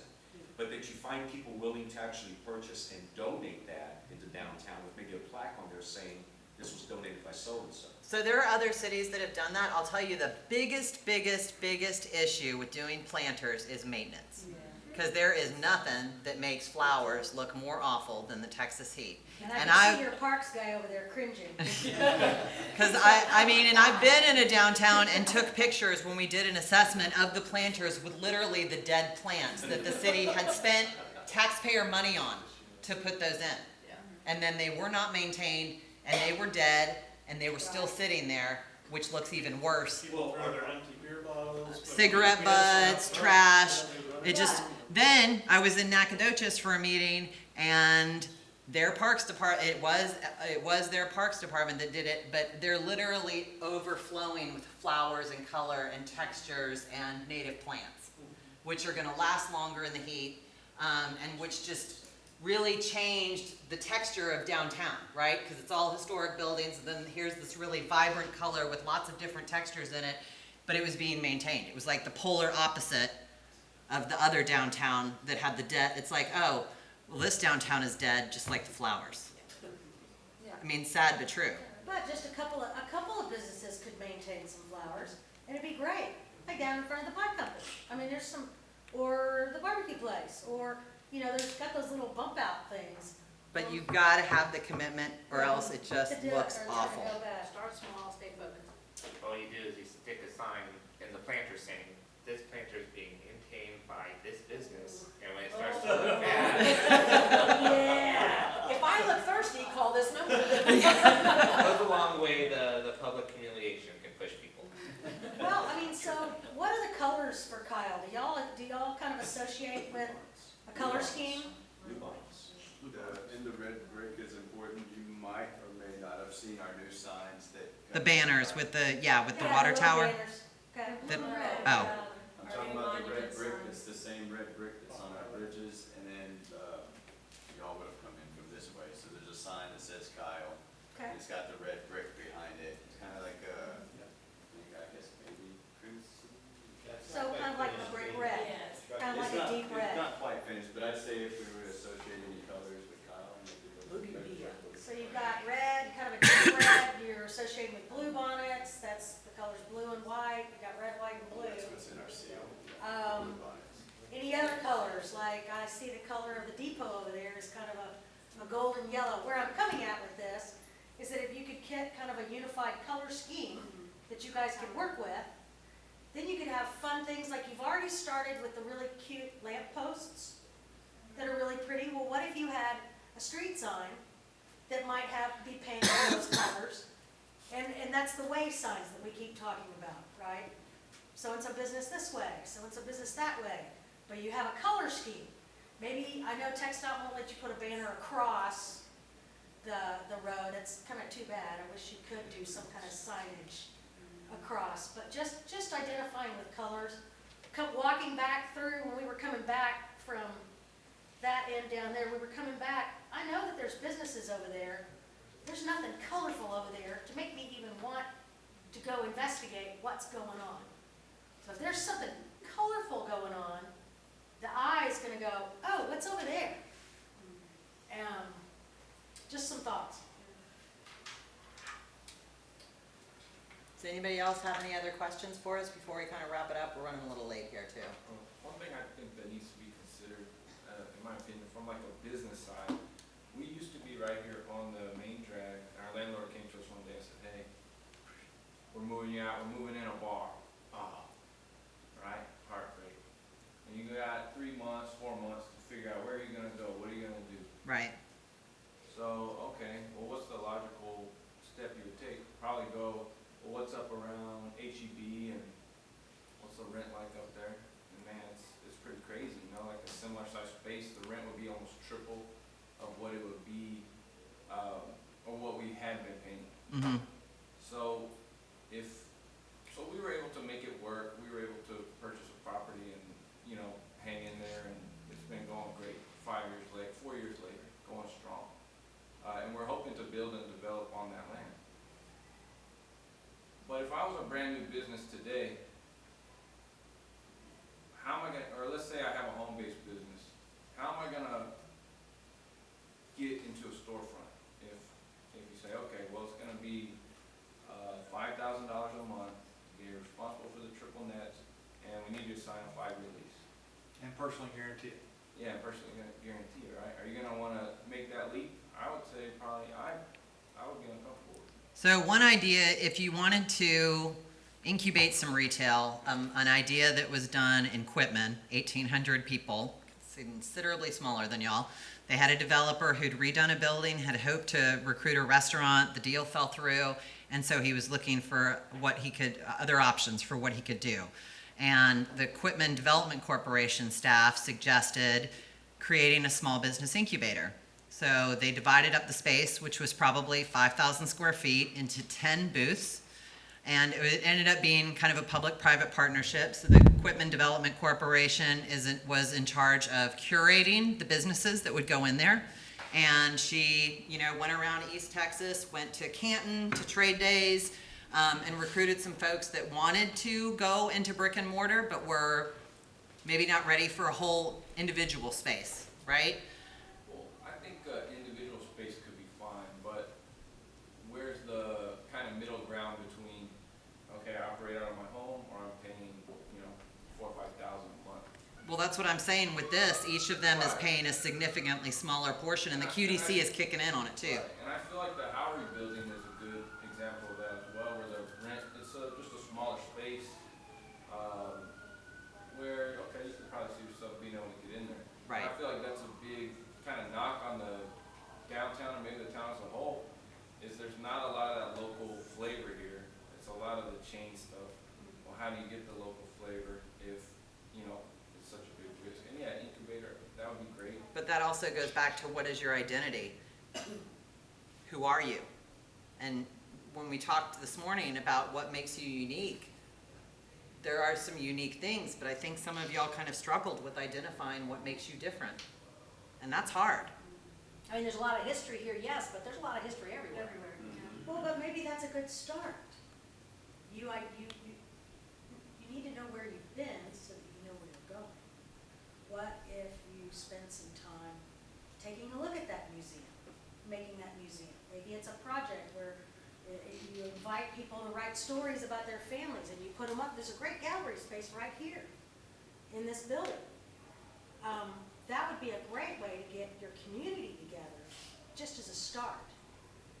And then you might be able to find some common ground and maybe use that as a springboard. Just a thought. Because pretty much everybody nodded their head about wanting a museum. When you talk about trying to pay for that space, already kind of runs backwards, but it doesn't take much to get some pictures and write your story again. And maybe even some of the businesses around. Here you go. Here's an idea that just popped in my head. All the little businesses that are around here, maybe everybody can agree to post some of those stories in every business. And then that way, maybe you could have an evening walk or on market days or something.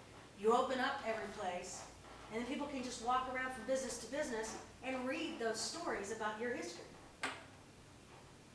And then have actors that are dressed up, or people from the town that are dressed up like those characters that are coming to life. I don't know.